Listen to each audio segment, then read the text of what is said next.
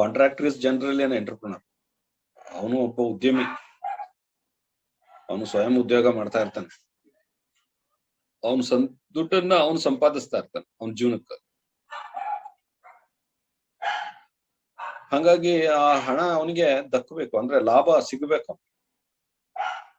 ಲಾಭ ಏನಾದ್ರೂ ಒಂದು ಅನಾಹುತಗಳಾಯ್ತು ಅಂತಂದ್ರೆ, ಒಂದು ಇಂಡಸ್ಟ್ರಿಯಲ್ಲಿ ಅಹಿತಕರ ಘಟನೆಗಳಾಯ್ತು ಅಂತಂದ್ರೆ ಹಣ ವ್ಯಯ ಆಗತ್ತೆ, ಅಥವಾ he is going to lose its profit. So ಅದಕ್ಕಾಗಿ ಅವನಿಗೆ ಒಂದು ಲಾಭ ಆಗ್ಬೇಕು, ಮತ್ತೆ ಯಾವುದೇ ಜೀವ ಹಾನಿ ಆಗ್ಬಾರ್ದು, ಮತ್ತೆ ಪ್ರಾಜೆಕ್ಟ್ ಇನ್ ಟೈಮ್ ಅಲ್ಲಿ ಕಂಪ್ಲೀಟ್ ಆಗ್ಬೇಕು ಅನ್ನೋ ನಿಟ್ಟಿನಲ್ಲಿ ನಾವು ಸೇಫ್ಟಿನ ಅಡಾಪ್ಟ್ ಮಾಡ್ಕೋಬೇಕು. ಯಾವುದೇ ರಿಸೋರ್ಸಸ್ಗೆ ನಮ್ಗೆ ತೊಂದರೆ ಆಗ್ಬಾರ್ದು, ಪ್ರಾಜೆಕ್ಟ್ ಟೈಮ್ ಡಿಲೇ ಆಗ್ಬಾರ್ದು ಅನ್ನೋದ್ರ ಬಗ್ಗೆ ನಾವು ಸೇಫ್ಟಿ ಬೇಕು ಅನ್ನೋದ್ರ ಬಗ್ಗೆ ಮಾತಾಡ್ತಾ ಇದ್ವಿ. That is the motto of the safety in the construction industry. Safety ಏನಕ್ಕೆ ಬೇಕಪ್ಪ ಅಂತ ಅಂದ್ರೆ, ನಮ್ಗೆ ಏನ್ ಕನ್ಸ್ಟ್ರಕ್ಷನ್ ಶೆಡ್ಯೂಲ್ ಏನಿದೆ, ಅಥವಾ ರಿಸೋರ್ಸ್ ಪ್ಲಾನಿಂಗ್ ಏನಿದೆ, ಕಾಸ್ಟ್ ಪ್ಲಾನಿಂಗ್ ಏನಿದೆ, ಬಡ್ಜೆಟ್, ಟೋಟಲ್ ಪ್ರಾಜೆಕ್ಟ್ ಕಾಸ್ಟ್ ಏನಿದೆ, ಎಲ್ಲವನ್ನ ಅದ್ರೊಳಗೆ ಕೆಲಸ ಮಾಡಬೇಕು. ಆ ಪರಿಮಿತಿ, ಆ ನಿಯಮ, ಅಂದ್ರೆ with in the stipulated time, stipulated resources, limited resources. So limited finance ಅಂತ ಅಂದ್ರೆ ಎಷ್ಟು, 1 ಕೋಟಿ ಪ್ರಾಜೆಕ್ಟ್ ಅಂದ್ರೆ 1 ಕೋಟಿ ಒಳಗೆ ಕೆಲಸ ಮಾಡಬೇಕು. 50 ಲಕ್ಷ ಪ್ರಾಜೆಕ್ಟ್ ಅಂದ್ರೆ 50 ಲಕ್ಷದೊಳಗೆ ಕೆಲಸ ಮಾಡಬೇಕು. That is our intention. So ಏನಾದ್ರೂ ಒಂದು ಅಹಿತಕರ ಘಟನೆಗಳು ನಡೆದಾಗ ಅದು ಸೇಫ್ಟಿ ನಮಗೆ ಕಷ್ಟ ಆಗತ್ತೆ. ಅಂದ್ರೆ ಸೇಫ್ಟಿ ಬೇಕು. ಘಟನೆಗಳು ನಡೆದಾಗ ನಮ್ ದುಡ್ಡು ಹೋಗ್ಬಿಡುತ್ತೆ, ಅಂದ್ರೆ ಕಾಂಟ್ರಾಕ್ಟರ್ ಪ್ರಾಫಿಟ್ ಏನಿದೆ ಅದು ಹೋಗ್ಬಿಡುತ್ತೆ, ಅಥವಾ ಅದಕ್ಕಿಂತ ಹೆಚ್ಚು ಲಾಸ್ ಆಗುತ್ತೆ. ಅದರಿಂದ ಉದ್ಯಮಿ ಅಥವಾ ಕಾಂಟ್ರಾಕ್ಟರ್ ಯಾರಿದ್ದಾರೆ, ಸ್ವಯಂ ಉದ್ಯೋಗ ಮಾಡ್ತಾ ಇರುವಂತ ವ್ಯಕ್ತಿ ಯಾರಿದ್ದಾರೆ, ಅವನುಗೆ ಹಣಕಾಸಿನಲ್ಲಿ ಹಿನ್ನಡೆ ಆಗ್ತದೆ, ಅಥವಾ he is going to have an setback in his life, financial setback. ಅವನು ಅದನ್ನೇ ಮತ್ತೆ ಬೆಳವಣಿಗೆ ಆಗ್ಬೇಕಂದ್ರೆ ಕಷ್ಟ ಆಗುತ್ತೆ. ಅದಕ್ಕಾಗಿ ಆದಷ್ಟು utmost care you have to take regarding with the safety aspects in the construction. So ಎಷ್ಟು ಜವಾಬ್ದಾರಿ ವಹಿಸ್ಲಿಕ್ಕಾಗತ್ತೆ ಅಷ್ಟು ಒಂದು ಜವಾಬ್ದಾರಿ ತಗೊಂಡು ನಾವು ಸೇಫ್ಟಿ ಮೆಜರ್ಸ್ ನ ತಗೋಬೇಕಾಗತ್ತೆ ಕನ್ಸ್ಟ್ರಕ್ಷನ್ ಅಲ್ಲಿ ಅನ್ನೋದ್ರ ಬಗ್ಗೆ ನಾವು ಮಾತಾಡ್ತಾ ಬಂದ್ವಿ. ಹಾಗೆ ಆಕ್ಸಿಡೆಂಟ್ಸ್ ಬಗ್ಗೆ ನಾವು ಮಾತಾಡ್ತಾ ಇದ್ವಿ. ಆಕ್ಸಿಡೆಂಟ್ಸ್ ಅಂತ ಅಂದ್ರೆ ಇಟ್ಸ್ ಅನ್ ಅನ್ಫಾರ್ಚುನೇಟ್ ಇನ್ಸಿಡೆಂಟ್, ಗೊತ್ತಿಲ್ದೇನೆ ಆಗ್ಬಿಡತ್ತೆ, ಅದನ್ನ ತಡಿಬೇಕು. ಅದರಿಂದಾಗಿ ನಮ್ಗೆ ಲಾಸ್, ಹ್ಯೂಮನ್ ಲೈಫ್ ಹೋಗ್ಬೋದು, ಇಂಜುರೀಸ್ ಆಗ್ಬೋದು, ಮೆಟೀರಿಯಲ್ ಅಥವಾ ಎಕ್ವಿಪ್ಮೆಂಟ್ ಗೆ ಡ್ಯಾಮೇಜಸ್ ಆಗ್ಬೋದು, ಕಂಪ್ಲೀಷನ್ ಟೈಮ್ ಎಕ್ಸ್ಟೆನ್ಷನ್ ಆಗ್ಬೋದು, ದುಡ್ಡು ಲಾಸ್ ಆಗ್ಬೋದು. ಇವೆಲ್ಲವೂ ಕೂಡ ಅನಾಹುತಗಳು. ಯಾವುದರಿಂದಾಗಿ? ಆಕ್ಸಿಡೆಂಟ್ ಇಂದಾಗಿ ಇಂಜುರೀಸ್ ಆಗತ್ತೆ. ಡಿಸಬಿಲಿಟಿ ಅಂತ ಹೇಳ್ತೀವಿ ಅದನ್ನ. ಇಂಜುರಿಯಿಂದಾಗಿ ಡಿಸಬಿಲಿಟಿ ಅಂದ್ರೆ ಯಾವ್ದು ಅಂಗಾಂಗಗಳನ್ನ ಕಳ್ಕೋಬಹುದು, ಅಥವಾ ಪರ್ಮನೆಂಟ್ ಡಿಸಬಿಲಿಟಿ ಇರ್ಬೋದು, ಕಣ್ಣನ್ನೇ ಪೂರ್ಣವಾಗಿ ಕಳ್ಕೊಬಿಡ್ಬೋದು, ಅದು ತಾತ್ಕಾಲಿಕವಾಗಿ ಕಳ್ಕೊಳ್ಳುವಂಥದ್ದು. ಇದರಿಂದ ಡಿಸಬಿಲಿಟಿಯಿಂದಾಗಿ ನಾವು ಕೆಲಸ ಮಾಡಕ್ ಆಗ್ದೇನೆ ಇರುತ್ತೆ. ಸೊ ನಾವು ಏನ್ ದುಡಿತಾ ಇದೀವಿ ಅಥವಾ ಸಂಪಾದಿಸ್ತಾ ಇದೀವಿ, ಹಣನ ನಮ್ಮ ಜೀವನಕ್ಕಾಗಿ ಏನ್ ಹಣ ಸಂಪಾದಿಸ್ತಾ ಇದ್ದೀವಿ, ಅದನ್ನ ಸಂಪಾದನೆ ಮಾಡ್ಲಿಕ್ಕೆ ಕಷ್ಟ ಆಗುತ್ತೆ ನಮ್ ಡಿಸಬಿಲಿಟಿಯಿಂದಾಗಿ, ಅಥವಾ loss of capacity to work ಅಂತ. ಡಿಸಬಿಲಿಟಿ ಮೀನಿಂಗ್ ಅಥವಾ disability can be defined as it is the loss of capacity to work. That is known as disability. Disability ಅಂತ ಅಂದ್ರೆ ಅಂಗಾಂಗ ಊನ ಆಗುವಂಥದ್ದು. ಯಾವುದೇ ಅಂಗ, ನಮ್ಮ ದೇಹದ ಯಾವುದೇ ಅಂಗ ಬೇಕಾದ್ರೂ ಊನ ಆಗುತ್ತೆ, ಅದನ್ನ ನಾವು ಡಿಸಬಿಲಿಟಿ ಅಂತ ಕರಿತೀವಿ. ಸೊ ಅದರಲ್ಲಿ ಬೇರೆ ಬೇರೆ ತರ ಡಿಸಬಿಲಿಟಿ ಇದೆ. ಯಾವುದೇ ಕೈ ಕಳ್ಕೊಳ್ಬಹುದು, ಕಾಲ್ ಹೋಗ್ಬೋದು, ಅಥವಾ ಕಿವಿ ಹೋಗ್ಬೋದು, ಕಣ್ಣು ಹೋಗ್ಬೋದು. So there are different kinds of disability. ಅದಾಗಬಾರ್ದು. A disability manner, either it is in permanent in nature or temporary in nature. ಅದು ಪರ್ಮನೆಂಟ್ ಆಗುವ ಅಂಗಾಂಗಗಳು ಊನ ಆಗ್ಬೋದು, ಇಲ್ಲ ಟೆಂಪರರಿ ಆಗಿ ತಾತ್ಕಾಲಿಕವಾಗಿ ಯಾವುದೋ ತೊಂದರೆ ಆಗಿ ಕಾಲಿಗೆ ಏಟಾಗಿ ಮತ್ತೆ ನಂತರದಲ್ಲಿ ಅದು ರಿಕವರಿ ಆಗಿ ಮತ್ತೆ ಕೆಲ್ಸಕ್ಕೆ ಹೋಗ್ಬೋದು. ಅಂದ್ರೆ we are fit to back into the work. So after the disability, temporary disability. So ಇದು ಈ ತರದಲ್ಲಿ ಡಿಸಬಿಲಿಟಿ ಆಗತ್ತೆ. ಇದು ಆಗ್ಬಾರ್ದು. ಯಾಕೆ ಅಂತ ಅಂದ್ರೆ ಕನ್ಸ್ಟ್ರಕ್ಷನ್ ವರ್ಕರ್ ಮೇಲೆ, ಅವನ ಇನ್ಕಮ್ ಮೇಲೆ, ದ ಫ್ಯಾಮಿಲಿ ಅಥವಾ ಅವನ construction worker family, either may be parents, childrens, wife, so all together total family is depends on his income. ಅವನ ಒಂದು ಸಂಪಾದನೆ ಮೇಲೆ ಅವಲಂಬಿತ ಆಗಿರೋದ್ರಿಂದ ಅವನ ಕುಟುಂಬ, ಅವನಿಗೆ ಯಾವುದೇ ತೊಂದರೆ ಆಗ್ಬಾರ್ದು. ಅದರಿಂದ ನಾವು ಸೇಫ್ಟಿ ಪ್ರಿಕಾಷನ್ಸ್ ಅನ್ನ, ಮತ್ತೆ ಕಾಂಟ್ರಾಕ್ಟರ್ಗೂ ಲಾಸ್ ಆಗ್ಬಾರ್ದು. ಕಾಂಟ್ರಾಕ್ಟರ್ಗೂ ಲಾಸ್ ಆಗ್ಬಾರ್ದು, ವರ್ಕರ್ಸ್ಗೂ ತೊಂದರೆ ಆಗ್ಬಾರ್ದು. ಈ ಕಾರಣದಿಂದಾಗಿ ನಾವು ಸೇಫ್ಟಿ ಪ್ರಾಕ್ಟೀಸಸ್ ನ ಮಾಡಬೇಕು ಸೈಟ್ ಅಲ್ಲಿ, ವರ್ಕ್ ಸೈಟ್ ಅಲ್ಲಿ ಅದ್ರ ಬಗ್ಗೆ ಮಾತಾಡ್ತಾ ಇದ್ದೀವಿ. ಸೇಫ್ಟಿ ಪ್ರಾಕ್ಟೀಸಸ್ ನಾವು ಮಾಡಬೇಕು ಅಂತಂದಾಗ, ಅಂದ್ರೆ ಮಾಡೋದು ಅಂತಂದ್ರೆ ನಾವು have to manage the safety practices at work site. So day to day life ಅಲ್ಲಿ ಒಬ್ರಿಗೆ ಹೇಳಿ construction, suppose if the construction work is for the period of 200 days ಅಂತಂದ್ರೆ ಸ್ಟಾರ್ಟಿಂಗ್ ದಿವಸ ಎಲ್ಲ ವರ್ಕರ್ಗೆ ಹೇಳ್ಬಿಟ್ರೆ 200 days ತನಕ ಫಾಲೋ ಮಾಡ್ತಾರೆ ಅಂತಿಲ್ಲ. So it's an human error. Daily we have to motivate them, so we have to guide them, because we are going to appoint and different people or the different workers at different levels of work. So ಒಂದ್ ದಿವಸ carpenter ಬರ್ತಾನೆ, ಅವನು ಇನ್ ಯಾವಾಗ್ಲೂ enter ಆಗ್ತಾನೆ project ಅಲ್ಲಿ. ಒಂದ್ ದಿವಸ mason ಬರ್ತಾನೆ, ಇನ್ ಯಾವಾಗ್ಲೂ ಬರ್ತಾನೆ. ಅಂದ್ರೆ so continuity may not be there in the work man for the all the workers. So ಹಾಗಾಗಿ ಅವರು ನಾವು ಡೈಲಿ ಟ್ರೈನ್ ಅಪ್ ಮಾಡ್ಬೇಕಾಗತ್ತೆ ಅಥವಾ ಗೈಡ್ ಮಾಡ್ಬೇಕಾಗತ್ತೆ. ಸೊ ವರ್ಕ್ ಸೇಫ್ಟಿ ಬಗ್ಗೆ, ಸೇಫ್ಟಿ ಪ್ರಾಕ್ಟೀಸಸ್ ನ ಫಾಲೋ ಮಾಡಪ್ಪ ಅಂತ ಹೇಳ್ಬೇಕಾಗುತ್ತೆ. ಸೊ ಈ ಮ್ಯಾನೇಜ್ಮೆಂಟ್ ಇಂದ ಅಥವಾ ಸೇಫ್ಟಿ ಪ್ರಾಕ್ಟೀಸಸ್ ನ ಮಾಡೋದ್ರಿಂದ ನಮ್ಗೆ ಲಾಭ ಅಂತ ಕೇಳಿದ್ರೆ, ಸೊ ಸ್ಪೀಡ್ ಅಪ್ ಆಗತ್ತೆ ಕೆಲಸ. ಸೊ ನಮ್ಗೆ ಏನು ಲಾಸ್ ಆಗ್ಲಿಲ್ಲ, ನಮ್ ಲೈಫ್ ಚೆನ್ನಾಗಿದೆ ಅಂತ ಅಂದ್ರೆ, ನಮ್ಗೇನು ತೊಂದರೆ ಆಗ್ಲಿಲ್ಲ ಕೆಲಸ ಮಾಡುವಾಗ, ಆರಾಮಾಗಿದ್ದೀವಿ ಅಂತ ಅಂದ್ರೆ ನಮ್ಗೆ ಲಿವಿಂಗ್ ಸ್ಟ್ಯಾಂಡರ್ಡ್ ಜಾಸ್ತಿ ಆಗುತ್ತೆ, ಸಂಪಾದಿಸಿದಂತ ಹಣನ ಉಳಿಸ್ಕೋಬಹುದು. ಹಾಗಾಗಿ ಬೇರೆ ಖರ್ಚು ಮಾಡ್ಲಿಕ್ಕೆ ಅನುಕೂಲ ಆಗುತ್ತೆ. ನಾವು ಇದಕ್ಕಾಗಿ ನಮ್ಮ ಆರೋಗ್ಯಕ್ಕೆ ಅಥವಾ ಕೆಲಸ ಕಳ್ಕೊಂಡು, ಡಿಸಬಿಲಿಟಿ ಆಗಿ ಕೆಲಸ ಕಳ್ಕೊಂಡು ಆ ದುಡ್ಡನ್ನ ಸಂಪಾದಿಸಿದ ದುಡ್ಡನ್ನ ಮತ್ತೆ ಖರ್ಚು ಮಾಡುವಂತ ಆಗ್ಬಾರ್ದು.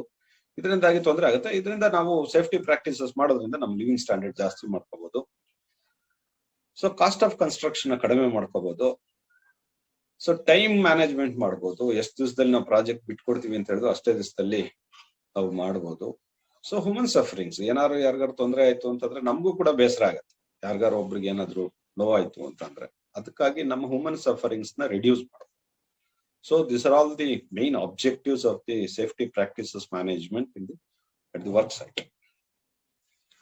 ಸೊ ಸೇಫ್ಟಿ ಪ್ರಾಕ್ಟೀಸಸ್ ಬಂದಾಗ ದೇರ್ ಆರ್ 2 heads, 2 ವಿಚಾರ.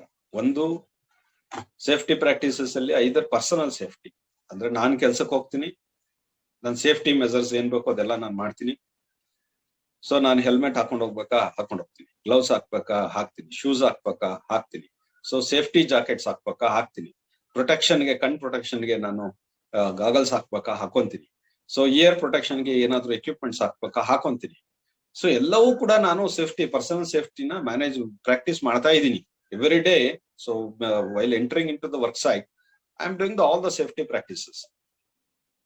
So in spite of it, so ನಾನು ಸೇಫ್ಟಿ ಪ್ರಾಕ್ಟೀಸಸ್ ಮಾಡಿದ್ರು ಸಹಿತ ಸೊ ಕೆಲವೊಂದು ವೇಳೆ ಅಹಿತಕರ ಘಟನೆಗಳು ಅಥವಾ ಆಕ್ಸಿಡೆಂಟ್ಸ್ ಗಳು ಆಗುತ್ತೆ. ನಾನ್ ಸೇಫ್ಟಿ ಪ್ರಾಕ್ಟೀಸ್ ಮಾಡಿದೀನಿ ಅಂದ ತಕ್ಷಣ ಆಕ್ಸಿಡೆಂಟ್ಸ್ ವರ್ಕ್ ಸೈಟ್ ಅಲ್ಲಿ ಆಗಲ್ಲ ಅಂತ ಏನಿಲ್ಲ. ಅದು ಬಿಕಾಸ್ ಆಫ್ ದಿ ವರ್ಕ್ ಅಂತಂದ್ರೆ, because of the work we are going to carry. Each activity you have to concentrate very safely. We have to carry out the each activity of the construction very safely. ಕೆಲಸನೂ safe ಆಗಿರ್ಬೇಕು, ಅದಕ್ಕೆ safety precautions ನ ತಗೋಬೇಕು. So ನಮ್ personal ಸೇಫ್ಟಿನೂ ತಗೊಂಡ್ರು. ಎರಡೂ ವಿಚಾರದಲ್ಲಿ ನಾವು ಕೆಲಸನ, ಒಂದು ಇಂಡಸ್ಟ್ರಿನ, ಕನ್ಸ್ಟ್ರಕ್ಷನ್ ಇಂಡಸ್ಟ್ರಿ ನಡೆಸಬೇಕಾಗತ್ತೆ. Personal safety is most important. In addition to the personal safety, work safety is also important. Work safety is nothing but it is we have to adapt some safety measures in each and every activity of the construction. That is the meaning of the work safety. For example, so roof concrete ಹಾಕ್ಬೇಕು. Roof concrete ಹಾಕ್ಬೇಕಾದ್ರೆ form work ಅಥವಾ scaffolding ಏನು ಕೊಟ್ಟಿದೀವಿ, ಅದಕ್ಕೆ support system ಏನಿದೆ ಎಲ್ಲವೂ ಸರಿ ಇರ್ಬೇಕು. ಇಲ್ಲ ಅಂತಂದ್ರೆ ಕಾಂಕ್ರೀಟಿಂಗ್ ಅಲ್ಲಿ ಅದು ಬೀಳಬಹುದು. ಬಿದ್ದಾಗ ಅದು ಸಪೋರ್ಟ್ ಸಿಸ್ಟಮ್ ಸರಿ ಇಲ್ಲ ಅಂದ್ರೆ ಬಿದ್ದು ಅಥವಾ ಡಿಸ್ಮ್ಯಾಂಟಲ್ ಅಥವಾ ಕಳ್ಕೋಬಹುದು. ಅದ್ರ ಸ್ಟ್ರೆಂತ್ ನ ಕಳ್ಕೊಂಡು ಅನಾಹುತಗಳಾಗ್ಬೋದು ವರ್ಕರ್ಸ್ಗೆ. ಅವ್ನು ಸೇಫ್ಟಿ ಪ್ರಾಕ್ಟೀಸ್ ಮಾಡ್ತಾ ಇರ್ತಾನೆ, ಮ್ಯಾನೇಜ್ ಮಾಡ್ತಿರ್ತಾನೆ, ಸೇಫ್ಟಿ ಪ್ರಾಕ್ಟೀಸಸ್ ಎಲ್ಲ ಮಾಡ್ತಿದ್ದಾನೆ, ಬಟ್ ಈಗ ವರ್ಕ್ ಸೇಫ್ಟಿ ಇಲ್ಲ, ಕೆಲಸದಲ್ಲಿ ಸೇಫ್ಟಿ ಇಲ್ಲ. ಇದರಿಂದಾಗೂ ಕೂಡ ಅನಾಹುತ ಆಗ್ಬೋದು. ಅದರಿಂದ ನಮ್ಗೆ ವರ್ಕ್ ಸೇಫ್ಟಿನೂ ಕೂಡ ಬಹಳ ಮುಖ್ಯ. ನನ್ನ ಪರ್ಸನಲ್ ಸೇಫ್ಟಿಗಿಂತನೂ work safety and also personal safety ಎರಡೂ ಇಂಪಾರ್ಟೆಂಟ್. ಸೊ ಎರಡನ್ನೂ ಪ್ರಾಕ್ಟೀಸ್ ಮಾಡೋದು ನಾವು ವರ್ಕ್ ಸೈಟ್. ಸೊ ಹಾಗಾಗಿ ಜನರಲ್ ಆಗಿ ನಾವು ವರ್ಕ್ ಸೇಫ್ಟಿ ಬಗ್ಗೆ ಮಾತಾಡ್ತಾ ಬಂದಂಗೆ, ವರ್ಕ್ ಸೇಫ್ಟಿ ಅಂದ್ರೆ ಏನು, major safety measures to be adopted in the work sites ಅಂತಂದ್ರೆ major area of concentration. So work ಬೇಕಾದಷ್ಟು active, there are thousands of activities in construction, ಸಾವಿರಾರು activity ಇರುತ್ತೆ. So since from marking to the final handed over to the project, handed over the project to the owner. So ಅಲ್ಲಿ ತನಕನೂ ಬೇರೆಲ್ಲ activities ಇರುತ್ತೆ, we can list out. So hundreds of activities, so ನೂರಾರು activity ಇರುತ್ತೆ. ಅದರಲ್ಲಿ ನಮ್ಗೆ ಬಹಳ ಮುಖ್ಯವಾಗಿ ಗಮನದಲ್ಲಿ ಇಟ್ಕೊಂಡು ಎಚ್ಚರಿಕೆಯಿಂದ ನೋಡ್ಕೋಬೇಕಾಗಿರೋದು accidents zone. So as per the experience is concern, so out of thousands or hundreds of activities in the construction, we are going to take some few areas of construction for the safety measures. ಅಲ್ಲಿ ಆ ಏರಿಯಾದಲ್ಲಿ safety Messrs ನ ನಾವು adapt ಮಾಡ್ಲೇಬೇಕು ಅಂತ ಹೇಳಿ ನಾವು ಕ್ರಮ ಕೈಗೊಳ್ಬೇಕಾಗತ್ತೆ. ಸೊ ಅದರಿಂದ ನಮ್ಗೆ ಆ ಏರಿಯಾಗಳು ಯಾವ್ಯಾವ್ದು ಅಂತ ಹೇಳಿ ಗೊತ್ತಾಗುತ್ತೆ. ಸೊ ಉದಾಹರಣೆ, since from earth work to the handed over project handing over to the owner. So ಅದ್ರಲ್ಲಿ ನೋಡಿದಾಗ ಅರ್ತ್ ವರ್ಕ್ ಎಕ್ಸ್ಕವೇಷನ್ ಅಲ್ಲಿ major area, major activities prone to risk the risk of accidents. So ಈ excavation ಅಲ್ಲಿ accident ಆಗೇ ಆಗತ್ತೆ, 100% ಭಾಗ ಇದನ್ನ ಜವಾಬ್ದಾರಿ ವಹಿಸ್ಲೇಬೇಕು ಎಕ್ಸ್ಕವೇಷನ್ ಆತರ. So drilling and blasting, drilling and blasting ಯಾವ್ದಾದ್ರು ಒಂದು ಫೌಂಡೇಶನ್ ನಲ್ಲಿ ಕಲ್ ಸಿಕ್ತು ಅದನ್ನ ಡ್ರಿಲ್ ಮಾಡ್ತಾ ಇದ್ದೀವಿ, ಅಥವಾ ಬ್ಲಾಸ್ಟಿಂಗ್ ಆಪರೇಷನ್ಸ್ ನಾವು ಕ್ವಾರಿಂಗ್ ಅಲ್ಲೇ ಮಾಡ್ತಿರ್ಬೋದು ಕನ್ಸ್ಟ್ರಕ್ಷನ್ ಆಕ್ಟಿವಿಟಿಯಲ್ಲಿ. ಡ್ರಿಲ್ಲಿಂಗ್ ಅಂಡ್ ಬ್ಲಾಸ್ಟಿಂಗ್ ಟೈಮ್ ನಲ್ಲಿ ಏನೆಲ್ಲ ಕ್ರಮ ಅನುಸರಿಸಬೇಕು, ಎಕ್ಸ್ಕವೇಷನ್ ಟೈಮ್ ನಲ್ಲಿ, ಫೌಂಡೇಶನ್ ಎಕ್ಸ್ಕವೇಷನ್ ಟೈಮ್ ನಲ್ಲಿ ಏನೆಲ್ಲ ಕ್ರಮ ಅನುಸರಿಸಬೇಕು. ಸೊ ರಸ್ತೆ ಕೆಲಸ ಮಾಡುವಾಗ ಕನ್ಸ್ಟ್ರಕ್ಷನ್ ಅಂತಂದ್ರೆ it includes everything. So hot bitumens ಅಂದ್ರೆ ಆಸ್ಫಾಲ್ಟಿಂಗ್ ಮಾಡುವಾಗ ರಸ್ತೆಯಲ್ಲಿ ನಾವು ಅದನ್ನ ಯಾವ ತರ ಕ್ರಮ ಅನುಸರಿಸ್ಕೋಬೇಕು, ಅಲ್ಲಿ ಯಾವ ತರ ಆಕ್ಸಿಡೆಂಟ್ಸ್ ಆಗುತ್ತೆ. ಸ್ಕೆಫೋಲ್ಡಿಂಗ್, ಯಾರೊಬ್ಬ ವ್ಯಕ್ತಿ ಎತ್ತರದಲ್ಲಿ ಕೆಲಸ ಮಾಡ್ಬೇಕು ಅಂತ ಅಂದ್ರೆ ಅದಕ್ಕೆ ಬೇಕಾದಂತ ಮರದ ಸಾರ್ವೆ ಅಂತ ಹೇಳ್ತೀವಿ, ಅದನ್ನ ಆ ಸ್ಕೆಫೋಲ್ಡಿಂಗ್ ಅಂತ ಇಂಗ್ಲಿಷ್ ಅಲ್ಲಿ ಹೇಳ್ತೀವಿ. ಅಥವಾ ಏಣಿ ಮೇಲೆ ಕೆಲಸ ಮಾಡೋದಿರ್ಬೋದು, ಅಥವಾ ಯಾವ್ದೋ ಒಂದು ಕಾಂಕ್ರೀಟ್ ವರ್ಕ್ ಗೆ ಅದನ್ನ ಫಾರ್ಮ್ ವರ್ಕ್ ಅನ್ನ ನಾವು ರೆಡಿ ಮಾಡೋದಿರ್ಬೋದು. ಉದಾಹರಣೆ, ಕಾಲಮ್ ಹಾಕ್ಬೇಕು ಅಂತಂದ್ರೆ ಕಾಂಕ್ರೀಟ್ ಕಾಲಮ್ ಮಾಡ್ಬೇಕಂದ್ರೆ ಅದಕ್ಕೆ ಫಾರಂ ವರ್ಕ್ ಬೇಕು. ಸೊ ರೂಫ್ ಸ್ಲ್ಯಾಬ್ ಮಾಡ್ಬೇಕಂದ್ರೆ ಫಾರಂ ವರ್ಕ್ ಬೇಕಾಗುತ್ತೆ. ಸೊ ಅದನ್ನ in local language will call it as sentry. So ಅವನ್ನೆಲ್ಲ ಮಾಡುವಂತ ಕ್ರಮದಲ್ಲಿ ಅವು ಯಾವ ತರ ಇರಬೇಕು, ಅದಕ್ಕೆ ಅದನ್ನ ಮಾಡುವಾಗ ಸ್ಕೆಫೋಲ್ಡಿಂಗ್ ಅಲ್ಲಿ ಮೇಲೆ ಕೆಲಸ ಮಾಡುವಾಗ ಅಥವಾ ಸ್ಕೆಫೋಲ್ಡಿಂಗ್ ನೇ ನಾವು ಕಟ್ಟುವಾಗ ಸೊ ಯಾವ ತರ ಕ್ರಮ ಅನುಸರಿಸಬೇಕು. ಲ್ಯಾಡರ್ ಮೇಲೆ ಕೆಲಸ ಮಾಡುವಾಗ ನಾವು ಕೆಲಸ ಮಾಡುವಾಗ ಏನ್ ಜವಾಬ್ದಾರಿ ವಹಿಸ್ಬೇಕು, ಮತ್ತೆ ಕೆಲಸ ಲ್ಯಾಡರ್ ಯಾವ ತರ ಇರಬೇಕು. ಫಾರಂ ವರ್ಕ್ ಮೇಲೆ ಕೆಲಸ ಮಾಡುವಾಗ ಯಾವ ತರ ಜವಾಬ್ದಾರಿ ವಹಿಸ್ಬೇಕು, ಫಾರಂ ವರ್ಕ್ ಯಾವ ತರ ಇರಬೇಕು. ಸೊ ಇದ್ರ ಬಗ್ಗೆ ನಾವು ಮಾತಾಡ್ಬೇಕಾಗತ್ತೆ. ಸೊ ಹಾಗೆ ಫ್ಯಾಬ್ರಿಕೇಶನ್ ಅಂಡ್ ಎರೆಕ್ಷನ್, ಫ್ಯಾಬ್ರಿಕೇಶನ್ ಮಾಡಿ ಯಾವ್ದಾದ್ರು ಒಂದು ಇಂಡಸ್ಟ್ರಿ ರೂಫ್ ಅಥವಾ ಕಾಲಮ್ಸ್ ಅಥವಾ ಸೈಡ್ ವಾಲ್ಸ್ ಎಲ್ಲವೂ ಕೂಡ ಸ್ಟೀಲ್ ಸ್ಟ್ರಕ್ಚರ್ ಆಗಿದ್ರೆ ಫ್ಯಾಬ್ರಿಕೇಶನ್ ಅಲ್ಲಿ ಹೋಗ್ಬೇಕಾಗುತ್ತೆ. ಸೊ ಏನು ಸ್ಟೀಲ್ ಸ್ಟ್ರಕ್ಚರ್ ರೆಡಿ ನಮ್ಗೆ ವಾಲ್ಸ್, ರೂಫ್, ಫ್ಲೋರ್ ಎಲ್ಲ ಸಿಗೋದಿಲ್ಲ. ಸೊ ಅದನ್ನ ನಮ್ಮ ಯಾವ ಒಂದು ಶೇಪ್ ಬೇಕೋ, ಯಾವ ಹೈಟ್ ಬೇಕೋ, ಯಾವ ಒಂದು ಮೆಟೀರಿಯಲ್ ಬೇಕೋ ಅದರಿಂದ ನಾವು ಫ್ಯಾಬ್ರಿಕೇಟ್ ಮಾಡ್ಕೋಬೇಕಾಗತ್ತೆ. ಸೊ ನಾವು ಅಳವಡಿಸ್ಬೇಕಾಗುತ್ತೆ ಅದನ್ನ ಅಳವಡಿಸಿ ಅಂದ್ರೆ ಫ್ಯಾಬ್ರಿಕೇಟ್ ಮಾಡಿ ಅದನ್ನ ಎರೆಕ್ಷನ್ ಅಂತ ಅಂದ್ರೆ ಅಳವಡಿಸ್ಬೇಕಾಗುತ್ತೆ. ಯಾವ ಜಾಗದಲ್ಲಿ ಅದನ್ನ ಇಡಬೇಕು ಅಲ್ಲಿ ಇಡಬೇಕಾಗುತ್ತೆ. ಮತ್ತೆ ಸ್ಟೋರೇಜ್ ಅಲ್ಲೂ ಕೂಡ ಮೆಟೀರಿಯಲ್ ಸ್ಟೋರೇಜ್ ಇರ್ಬೋದು, ಬೇರೆ ಎಕ್ಸ್ಪ್ಲೋಸಿವ್ಸ್ ಇರ್ಬೋದು. ಸ್ಟೋರೇಜ್ ಅಲ್ಲೂ ಕೂಡ ನಮ್ಗೆ ಕನ್ಸ್ಟ್ರಕ್ಷನ್ ಮೆಟೀರಿಯಲ್ ಸ್ಟೋರೇಜ್ ಅಲ್ಲೂ ಕೂಡ ನಮ್ಗೆ ಸೇಫ್ ಆಕ್ಸಿಡೆಂಟ್ಸ್ ಆಗುತ್ತೆ. ಅದರಿಂದ ಸೇಫ್ಟಿ ಮೆಸರ್ಸ್ ನ ಪ್ರಾಕ್ಟೀಸ್ ಮಾಡೋದು. These are all some of the few major areas which are prone or to risk of accidents. So example, so as I explained, earthwork is one area of construction. In the construction, either it may be any type of the construction, not only the building, not only the rasta, something like that. So any type of the construction for that matter, excavation is the identified area, major area. So identified to, it's a risk prone to, it's a prone to and prone to risk of accident. Similarly, the drilling and blasting, the hot bituminous work, so scaffolding, ladder, so and farm work, so and other equipments. So this is the major area for the accidents. So fabrication and erection, storage. These are all the areas identified in the construction. For these areas are the major activities or the major areas prone to risk of accidents. ಇದನ್ನ examination ಅಲ್ಲಿ ಕೇಳ್ತಾರೆ. So what are the safety measures to be followed for the excavation in the construction, any type of construction? ಒಂದು ಅರ್ಥವರ್ಕ್ ಅನ್ನ ಮಾಡಬೇಕು ಅಂತಂದ್ರೆ ಅರ್ಥವರ್ಕ್ excavation ಮಾಡ್ತಾ ಇದ್ದೀನಿ ನಾನು ಅಂತಂದ್ರೆ ಅಲ್ಲಿ ನನಗೆ ಆಕ್ಸಿಡೆಂಟ್ಸ್ ಆಗದ ಅಥವಾ ಅನಾಹುತಗಳು ಆಗದಾಗೆ ಹೇಗೆ ತಡೆಗಟ್ಟೋದು ಅನ್ನೋದ್ರ ಬಗ್ಗೆ ಕೇಳ್ತಾರೆ. ಸೊ ಅದೇ ರೀತಿ ನಾವು ಕನ್ಸ್ಟ್ರಕ್ಷನ್ ಇಂಡಸ್ಟ್ರಿಯಲ್ಲಿ ಡ್ರಿಲ್ಲಿಂಗ್ ಅಂಡ್ ಬ್ಲಾಸ್ಟಿಂಗ್ ಏನ್ ಮಾಡ್ತಾ ಇದ್ದೀವಿ, ಅದರಲ್ಲಿ ನಾವು ಏನಾದ್ರೂ ಅಹಿತಕರ ಘಟನೆಗಳು ನಡೆದಾಗ ಹೇಗೆ ತಡೆಗಟ್ಟೋದ್ರ ಬಗ್ಗೆ ಕೇಳ್ತಾರೆ. ಸೊ ರಸ್ತೆ ಮಾಡುವಾಗ, ಅಸ್ಫಾಲ್ಟಿಂಗ್ ಮಾಡುವಾಗ ರಸ್ತೆಗೆ ಸೊ ಹಾಟ್ ಬಿಟ್ಯುಮಿನಸ್ ವರ್ಕ್ಸ್ ಮಾಡುವಾಗ ಅಂತಂದ್ರೆ ಹಾಟ್ ಬಿಟ್ಯುಮಿನಸ್ ಅಂತಂದ್ರೆ ಯಾವಾಗ ಅಲ್ಲಿ ರಸ್ತೆಗಳು ಮಾಡುವಾಗ ನಾವು ಅದನ್ನ ಹಾಟ್ ಬಿಟ್ಯುಮಿನಸ್ ಯೂಸ್ ಮಾಡ್ತೀವಿ ಅಥವಾ ಆಸ್ಪಾಲ್ಟ್ಸ್ ಯೂಸ್ ಮಾಡ್ತೀವಿ. ಆ ಹಾಟ್ ಬಿಟ್ಯುಮಿನಸ್ ಜೊತೆ ಕೆಲಸ ಮಾಡುವಾಗ ನಾವ್ ಯಾವ ತರ ಕ್ರಮ ಅನುಸರಿಸಬೇಕು, ನಾವು ಸೇಫ್ಟಿ ಮೆಸರ್ಸ್ ಏನ್ ಫಾಲೋ ಮಾಡಬೇಕು ಅನ್ನೋದ್ರ ಬಗ್ಗೆ ಕೇಳ್ತಾರೆ ಎಕ್ಸಾಮಿನೇಷನ್ ಅಲ್ಲಿ. Write note on safety measures to be followed during the hot bituminous in the hot bituminous works ಅನ್ನೋದು ಕೇಳ್ತಾರೆ. ಸೊ ಅದೇ ರೀತಿ write note on the safety measures to be followed when we are working on the scaffoldings, when we are working on the ladder, when we are working on the formwork and other equipments ಅಂತ ಕೇಳ್ಬೋದು. So ಅದೇ ರೀತಿ what are the safety measures to be followed when we are doing the fabrication and erection in the construction ಅನ್ನೋದ್ರ ಬಗ್ಗೆ ಕೇಳ್ಬೋದು. Similarly, what are the safety measures to be followed while storing the material ಅನ್ನೋದ್ರ ಬಗ್ಗೆ ಕೇಳ್ಬೋದು. So ಇದನ್ನ ನಾವು ಓದ್ಬೇಕಾಗತ್ತೆ, ಇದನ್ನ ಬಗ್ಗೆ ತಿಳ್ಕೋಬೇಕು, ಬಿಕಾಸ್ ಇದೆಲ್ಲ ಮೇಜರ್ ಏರಿಯಾಸ್.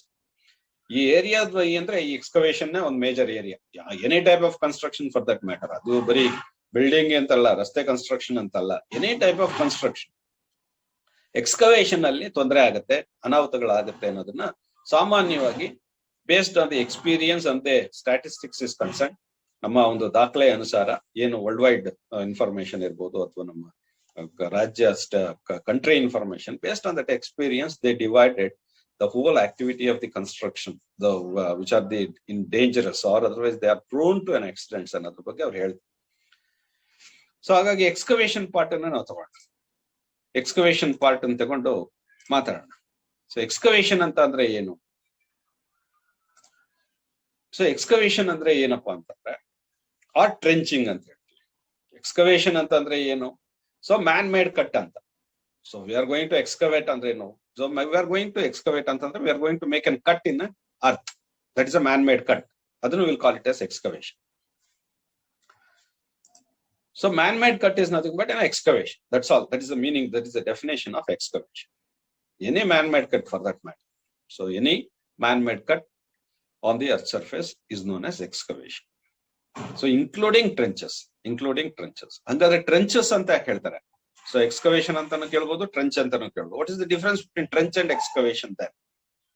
ಟ್ರೆಂಚ್ ಅಂದ್ರೆ ಏನಪ್ಪಾ ಅಂತಂದ್ರೆ ಎಕ್ಸ್ಕವೇಷನ್ ಏನ್ ಮಾಡ್ತೀವಿ, ಆ ಎಕ್ಸ್ಕವೇಷನ್ ವಿಡ್ತ್ ಏನಿದೆ, ಆ ವಿಡ್ತ್ ಡೆಪ್ತ್ ಕಂಪೇರ್ ಮಾಡಿದಾಗ ಚಿಕ್ಕದಿರುತ್ತೆ. For example, the depth of excavation is 10 feet, width of excavation is only 5 feet. Therefore it is called as trench. So suppose the depth of excavation is 5 feet, it is 10 feet. So width is more than the depth of excavation. This is what is called as excavation. So ಇದನ್ನ trench ಅಂತ ಹೇಳ್ತೀವಿ. ಯಾವಾಗ depth of excavation width ಗೆ compare ಮಾಡಿದಾಗ ನಮಗೆ ಜಾಸ್ತಿ ಇರ್ತದೋ ಅಂತ ಸಂದರ್ಭದಲ್ಲಿ ಅದನ್ನ ಟ್ರೆಂಚ್ ಅಂತ ಕರಿತೀವಿ ಅಷ್ಟೇ. ಆನ್ ಎಕ್ಸಾಮಿನೇಷನ್ ಅಲ್ಲಿ so write note on so what are the precautions to be taken during the so trenching ಅಂತಾನು ಕೇಳ್ಬೋದು. ಟ್ರೆಂಚ್ ಅಂತ ಕೇಳಿದ್ರೆ ಎಕ್ಸ್ಕವೇಷನ್ ಅಂದ್ರೆ ಗೊತ್ತಿತ್ತು, ಟ್ರೆಂಚ್ ಅಂದ್ರೆ ಗೊತ್ತಿಲ್ಲ ಅಂತ ಹೇಳ್ಬಾರ್ದು. So excavation and trenching is one and the same. So only thing is the difference is the depth of excavation more is compared to width in the trenches. So in case of excavation, the width of excavation is more than the depth of excavation. That's all the difference. Idr bagge gottirಬೇಕು. So terminology excavation ಅಂದ್ರೆ ಏನು, trenching ಅಂದ್ರೆ. Excavation, trenching, right note on the safety measures to be taken during the trenching. So during excavation. Excavation ಬೇರೆ, trenching ಬೇರೆ ಅನ್ಕೋಬಹುದು. ಎರಡು one and the same, but there is a slight difference. There is a slight difference. So ಏನ್ ವ್ಯತ್ಯಾಸ ಇದೆ ಹಂಗ್ ನೋಡಿದಾಗ? So excavation safety for example, ಅದಕ್ಕಾಗಿ ನಾವು safety ತಗೊಳ್ಳೇಬೇಕು. ಯಾಕೆ? ಎಕ್ಸ್ಕವೇಷನ್ ಅಲ್ಲಿ ನಾವು ಮೇಜರ್ ಏರಿಯಾ ಇರೋದ್ರಿಂದ ಇದು prone to be an accident. So therefore we have to take the safety measures during the excavation. So ಅದರಿಂದ ನಮ್ಗೆ ಎಕ್ಸ್ಕವೇಷನ್ ಅಲ್ಲಿ ಏನ್ ತಗೋಬೇಕು? ಟ್ರೆಂಚಿಂಗ್ ಮತ್ತೆ ಎಕ್ಸ್ಕವೇಷನ್ ಮಾಡುವಾಗ we have to adopt a safety standards. Why we have to adopt the safety standards? To eliminate the accident. Safety ಅಂತ ಆದ್ರೆ ಏನು? So precautions to be taken to avoid an accidents. ಅಹಿತಕರ ಘಟನೆಗಳು ಆಗಬಾರದು ಅಂತ ಹೇಳಿ ಮುನ್ನೆಚ್ಚರಿಕೆ ಕ್ರಮ ತಗೊಳ್ಳೋಕೆ ಸೇಫ್ಟಿ ಅಂತ ಹೇಳ್ತೀವಿ ಅಷ್ಟೇ. ಇದ್ರಲ್ಲಿ ಎಕ್ಸ್ಕವೇಷನ್ ಸೇಫ್ಟಿ ಅಂದ್ರೆ ಏನು? ಮಣ್ಣಿಗೆಲ್ಸ ಅಂತ ಹೇಳ್ತೀವಿ, ಅಥವಾ ನಾವು ಅರ್ಥವರ್ಕ್ ಎಕ್ಸ್ಕವೇಷನ್ ಅಂತ ಹೇಳ್ತೀವಿ. ಆ ಒಂದು ಅರ್ಥವರ್ಕ್ ಎಕ್ಸ್ಕವೇಷನ್ ನಾವು ಮಾಡುವಾಗ, ಭೂಮಿಯ ಒಂದು ಒಳಗಡೆ ನಾವು ಏನಾದ್ರೂ ಒಂದು ಮಣ್ಣಿನಿಂದ ಕೆಲಸ ಮಾಡುವಾಗ ಆ ಮಣ್ಣಿನಿಂದ ನಮ್ಗೆ ಏನು ತೊಂದರೆ ಆಗ್ಬಾರ್ದು ಅಂತ ಹೇಳಿ ನಾವು ಜವಾಬ್ದಾರಿ ವಹಿಸ್ತೀವಿ. ಆ ಜವಾಬ್ದಾರಿ ವಹಿಸೋದಿಕ್ಕೆ ನಾವು ಸೇಫ್ಟಿ ಅಂತ ಹೇಳ್ತೀವಿ. ಅರ್ಥವರ್ಕ್ ಎಕ್ಸ್ಕವೇಷನ್ ಸೇಫ್ಟಿ ಅಥವಾ ವಾಟ್ ಈಸ್ ಎಕ್ಸ್ಕವೇಷನ್ ಸೇಫ್ಟಿ ಅಂತ ಕೇಳ್ಬೋದು. Excavation safety is standardized set of safety precautions. It's a safety precautions for trenching and excavation ಅಷ್ಟೇ. Safety precaution for trenching and excavation is called excavation safety. That's all. So ಹಂಗಾದ್ರೆ ಯಾಕೆ safety ಮಾಡಬೇಕು? What is the necessity of the earthwork excavation safety ಅಂತ ಹೇಳಿದ್ರೆ, I can just to eliminate the accidents. So control risks. ಅದರಿಂದ ನಾವು elimination, ಯಾವ್ದು accidents ಆಗ್ಬಾರ್ದು ಅನ್ನೋ ಕಾರಣಕ್ಕೆ ನಾವು ಆ ಒಂದು ಸೇಫ್ಟಿ ಮೆಜರ್ಸ್ ನ ತಗೋಬೇಕಾಗುತ್ತೆ. For example, so you look at this site. Look at this is and some sliding of the earthwork. So ಏನ್ ಅರ್ಥವರ್ಕ್ ವರ್ಟಿಕಲ್ ಕಟ್ ಇದೆ, ಇದು ಸೈಡ್ಸ್ ಏನಿದೆ ಇದು ಕೊಲ್ಯಾಪ್ಸ್ ಆಗಿರೋದ್ರಿಂದ ಏನೋ ಒಂದು ಅನಾಹುತಗಳು ಸಂಭವಿಸಿರ್ಬೋದು. ಅಲ್ಲಿ ವರ್ಕರ್ ಯಾರು ಕೆಲಸ ಮಾಡ್ತಾರೆ ಅವನ ಮೇಲೆ ಬೀಳ್ಬೋದು. ಸೊ ಈ ಕಾರಣದಿಂದಾಗಿ ಇದರಿಂದ ತೊಂದರೆ ಆಗ್ಬಾರ್ದು, ಅಹಿತಕರ ಘಟನೆಗಳಾಗಬಾರ್ದು, ಆಕ್ಸಿಡೆಂಟ್ಸ್ ಆಗ್ಬಾರ್ದು ಅನ್ನೋ ಕಾರಣಕ್ಕಾಗಿ ನಾವು ಸೇಫ್ಟಿ ಮೆಜರ್ಸ್ ನ ಫಾಲೋ ಮಾಡಬೇಕಾಗುತ್ತೆ. ಅದರಲ್ಲಿ ಎಕ್ಸ್ಕವೇಷನ್ ಸೇಫ್ಟಿ ಅಂತ ಕೇಳ್ತಾರೆ. ಎಕ್ಸ್ಕವೇಷನ್ ಸೇಫ್ಟಿಯಲ್ಲಿ ಅದೇ ಇರೋದು ಬಹಳ ಮುಖ್ಯವಾಗಿ. ಸೊ ಅದರಿಂದ safety measures to be adapted in the excavation safety. So ಅದರಲ್ಲಿ ಟ್ರೆಂಚಸ್ ಮತ್ತೆ ಎಕ್ಸ್ಕವೇಷನ್ ಅನ್ನೋದ್ರ ಬಗ್ಗೆ ನಮ್ಗೆ ಗೊತ್ತಿದೆ. ಸೇಫ್ಟಿ ಮೆಜರ್ಸ್, ಏನ್ ಸೇಫ್ಟಿ ಮೆಜರ್ಸ್ ನ ಅಡಾಪ್ಟ್ ಮಾಡಬೇಕು ವರ್ಕ್ ಸೈಟ್ ಅಲ್ಲಿ? ಸೊ ಎಕ್ಸ್ಕವೇಷನ್ ಅಲ್ಲೇ ಸೇಫ್ಟಿ, ಯಾವ ತರ ಸೇಫ್ಟಿ ತಗೋಬೇಕು ಅನ್ನೋದನ್ನ ನೋಡ್ಬೇಕಾಗುತ್ತೆ. What are the safety to be followed during the excavation are safety measures to be adapted in work site for excavation or trenching. So ಎರಡು ಆಗುತ್ತೆ. ಸೊ ಯಾವ ತರ ಒಂದು ಕ್ರಮ ಅನುಸರಿಸ್ಕೋಬೇಕು, ಸೇಫ್ಟಿ ಮೆಜರ್ಸ್ ನ ಯಾವ ತರ ನಾನು ಫಾಲೋ ಮಾಡ್ಬೇಕು ವರ್ಕ್ ಸೈಟ್ ಅಲ್ಲಿ, ಸೊ ಯಾವಾಗ ಅರ್ಥವರ್ಕ್ ಮಾಡುವಾಗ ಅಥವಾ ಟ್ರೆಂಚಿಂಗ್ ಮಾಡುವಾಗ ಅನ್ನೋದ್ರ ಬಗ್ಗೆ ಸೊ ನಾವು ವಿವರವಾಗಿ ಮಾತಾಡ್ಬೇಕಾಗತ್ತೆ ಅಥವಾ ತಿಳ್ಕೊಬೇಕಾಗುತ್ತೆ. ಸೊ ಮೇನ್ ರೀಸನ್ ಏನಕ್ಕೆ ಕೊಲಾಪ್ಸ್ ಆಗುತ್ತೆ ಅನ್ನೋದ್ರ ಬಗ್ಗೆ ನಾವು ತಿಳ್ಕೊಬೇಕಾಗತ್ತೆ. ಸೊ ಇದನ್ನ ಪ್ರೊಟೆಕ್ಷನ್ ಮಾಡುವಂತದ್ದು ಕೊಲಾಪ್ಸ್ ಅರ್ಥ ಕೊಲಾಪ್ಸ್ ಆಗೋದ್ರಿಂದಾನೆ, ಟ್ರೆಂಚ್ ಕೊಲಾಪ್ಸ್ ಆಗೋದ್ರಿಂದಾನೆ ಅಥವಾ ಸೈಡ್ ಸ್ಲೋಪ್ಸ್ ಕೊಲಾಪ್ಸ್ ಆಗೋದ್ರಿಂದಾನೆ ನಾವು ಸೇಫ್ಟಿ ಮೆಜರ್ಸ್ ನ ಮಾಡ್ಕೋಬೇಕಾಗತ್ತೆ. ಇಲ್ಲ ಅಂತಂದ್ರೆ ಯಾಕೆ ಮಾಡ್ಬೇಕು? So whatever excavation we are going to carry out at side, the sides of the earthwork excavation we carried out, that will be collapsed because of the so many reasons. ಅದ ಕಾರಣಗಳು ಬೇಕಾದಷ್ಟು ಇರುತ್ತೆ. ಅದನ್ನ ಬೇರೆ ಬೇರೆ subjects ಅಲ್ಲಿ construction technology ಇರ್ಬೋದು, soil engineering ಇರ್ಬೋದು, ಸಾಯಿಲ್ ಮೆಕ್ಯಾನಿಕ್ಸ್ ಇರ್ಬೋದು. ಸೊ ಅದ್ರ ಬಗ್ಗೆ ನೀವು ತಿಳ್ಕೊಂಡಿದೀವಿ. ಸೊ ಅದರಿಂದ ಸಾಯಿಲ್ ಏನು ವರ್ಟಿಕಲ್ ಕಟ್ ಏನಿದೆ ಆ ಸಾಯಿಲ್ ಟ್ರೆಂಚಸ್ ಅಲ್ಲಿ ಅಥವಾ ಎಕ್ಸ್ಕವೇಷನ್ ಮಾಡಿದಾಗ ಆ ಒಂದು ಸೈಡ್ಸ್ ಕೊಲ್ಯಾಪ್ಸ್ ಆಗುತ್ತೆ. ಯಾಕೆ ಅಂತಂದ್ರೆ ಸೊ ಅದು because of the soil stability. It depends, once again we have to speak in terms of stability of the soil stability aspects alli na maatadಬೇಕಾಗುತ್ತೆ. So stability of the soil is very low, then the soil collapses. The collapsing of the soil is depends once again stability as well as and we'll call it as angle of repose. We'll discuss. So therefore we have to protect the surfaces, we have to protect the sides of the side walls of the earthwork excavation, so to avoid an accidents. So that is one reason ಯಾಕೆ ನಾವು measures ತಗೋಬೇಕು ಅನ್ನಕ್ಕೆ. ಅದು side slope, side walls earthwork excavation collapse ಆಗುತ್ತೆ, ಅದರಿಂದ accidents ಆಗುತ್ತೆ.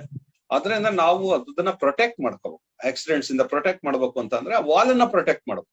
Wall ಅನ್ನ protect ಮಾಡೋಕೆ ಯಾಕೆ ಸಾಯಿಲ್ ಬಿದ್ದೋಗುತ್ತೆ ಅಥವಾ ಆಕ್ಸಿಡೆಂಟ್ಸ್ ಆಗುತ್ತೆ ಅಂತ ಕೇಳಿದ್ರೆ, ಸಾಯಿಲ್ಗೆ ಪ್ರಾಪರ್ಟಿ ಇದೆ, ಅದಕ್ಕೆ ಕೊಹೆಸಿವ್ ಅಡೆಸಿವ್ ಪ್ರಾಪರ್ಟಿ ಇರುತ್ತೆ. ಅದರಿಂದ ಅದು ಕೊಹೆಸಿವ್ ಅಡೆಸಿವ್ ಪ್ರಾಪರ್ಟಿ ಮೇಲೆ ಒಂದೊಂದ್ ಸಾಯಿಲ್ಗೆ ಒಂದೊಂದ್ ತರ ಕೊಹೆಸಿವ್ ಅಡೆಸಿವ್ ಪ್ರಾಪರ್ಟಿ ಇದೆ. ಮತ್ತೆ angle of repose of the soil is different for different soils. So therefore and also depends on the various ground realities. For example, water level may be at the ground water table may be at the higher level or at the lower level. So there are so many reasons. So ಹೀಗಿದ್ದಾಗ ನಾವು ಆ precautions ನ ತಗೋಬೇಕಾಗತ್ತೆ. So precautions ತಗೋಬೇಕಾದಾಗ side slope ನ protect ಮಾಡ್ಕೋಬೇಕಾಗತ್ತೆ. So ಹಾಗಾಗಿ ಈ ಒಂದು soil protection ಬಗ್ಗೆ ನಾವು ಮಾತಾಡಿದಾಗ ಯಾವ ತರ ಮೆಥಡ್ಸ್ ನ ಎಕ್ಸ್ಕವೇಷನ್ ನಾವು ಅಡಾಪ್ಟ್ ಮಾಡ್ಬೇಕು ಅಂದಾಗ, ಸೊ ಇದನ್ನ ಸೈಡ್ ನಮ್ಮ ಏನಿದೆ ಸ್ಲೋಪಿಂಗ್ ನ ಮಾಡೋದ್ರಲ್ಲಿ, ನಾವು ಸೈಡ್ ಸ್ಲೋಪ್ಸ್ ನ ಮಾಡೋದ್ರಲ್ಲಿ, ಆ ಸೈಡ್ ವಾಲ್ಸ್ ಏನಿದೆ, ಸೊ ಎಕ್ಸ್ಕವೇಟೆಡ್ ಸೈಡ್ ವಾಲ್ಸ್ ಏನಿದೆ, ಆ ವಾಲ್ಸ್ ನ ನಾವು ಸ್ಲೋಪ್ ಮಾಡೋದ್ರಿಂದ ಪ್ರೊಟೆಕ್ಟ್ ಮಾಡ್ಬೋದು, ಇಲ್ಲ ಬೆಂಚಿಂಗ್ ಮಾಡೋದ್ರಿಂದ ಪ್ರೊಟೆಕ್ಟ್ ಮಾಡ್ಬೋದು, ಶೋರಿಂಗ್ ಮಾಡೋದ್ರಿಂದ ಪ್ರೊಟೆಕ್ಟ್ ಮಾಡ್ಬೋದು, ಶೀಲ್ಡಿಂಗ್ ದ ಟ್ರೆಂಚ್ ಶೀಲ್ಡಿಂಗ್ ಮಾಡೋದ್ರಿಂದ ನಾವು ಪ್ರೊಟೆಕ್ಟ್ ಮಾಡಬಹುದು side slopes. Side walls of the excavation we can protect it by either by sloping method or by benching method or by shoring or by shielding the trench. So using the trench boxes. So these are all the some of the usual techniques we are going to adopt at the work site to protect the side walls of the excavation to avoid an accidents. So this is how, so we have to avoid an accidents in case of a soil excavation. So generally ಇದನ್ನ ನಾವು, so example ಈ ಒಂದು ಫೋಟೋದಲ್ಲಿ ಏನಿದೆ, ಈ vertical cut ಏನಿದೆ, so side wall ಏನು ಈ wall sides of the excavation. So this is the depth of excavation is more, so very high compare to any other sides. So ಇದು ಕೊಲ್ಯಾಪ್ಸ್ ಆಗ್ಬೋದು. ಸೊ ಇಲ್ಲಿ ಕನ್ಸ್ಟ್ರಕ್ಷನ್ ಮೇಲೆ ಆ ಮಣ್ಣೆಲ್ಲ ಬಂದು ಬೀಳ್ಬೋದು. So ಅದರಿಂದ ಅನಾಹುತಗಳಾಗ್ಬೋದು, ಆಕ್ಸಿಡೆಂಟ್ಸ್ ಆಗ್ಬೋದು. ಸೊ ಇದು ಬರೀ ಈ ಬಿಲ್ಡಿಂಗ್ ಹಾಳಾಗೋದಲ್ಲ, ಅದ್ರ ಮೇಲಿರುವಂತ ಬಿಲ್ಡಿಂಗು ಕೊಲ್ಯಾಪ್ಸ್ ಆಗ್ಬೋದು, ಇದು ಲ್ಯಾಂಡ್ ಸ್ಲೈಡ್ ಆಗುತ್ತೆ.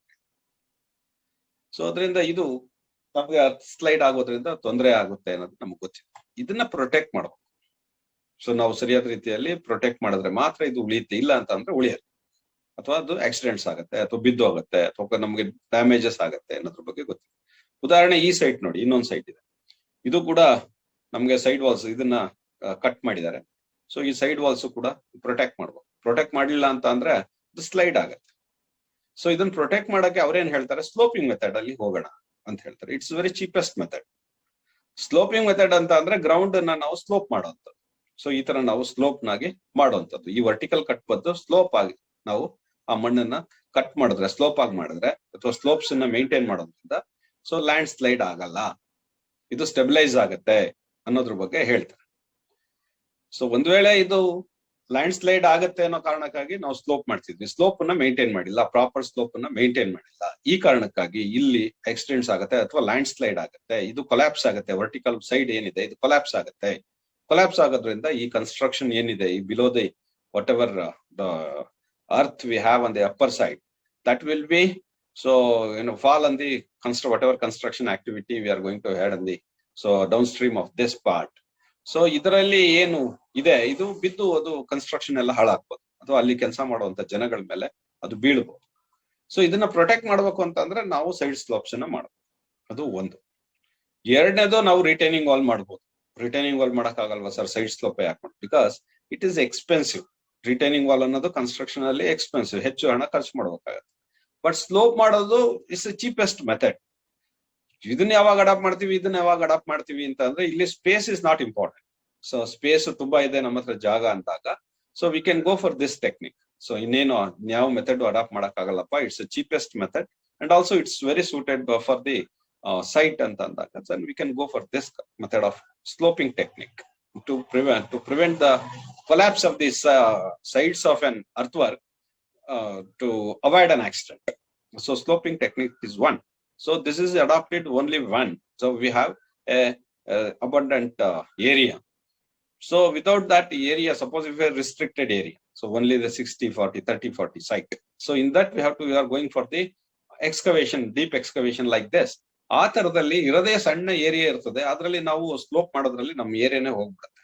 ಸೊ ನಮ್ಗೆ ಜಾಗನೇ ಸಿಗೋದಿಲ್ಲ. ಅಂತ ಸಂದರ್ಭದಲ್ಲಿ will go for the retaining wall.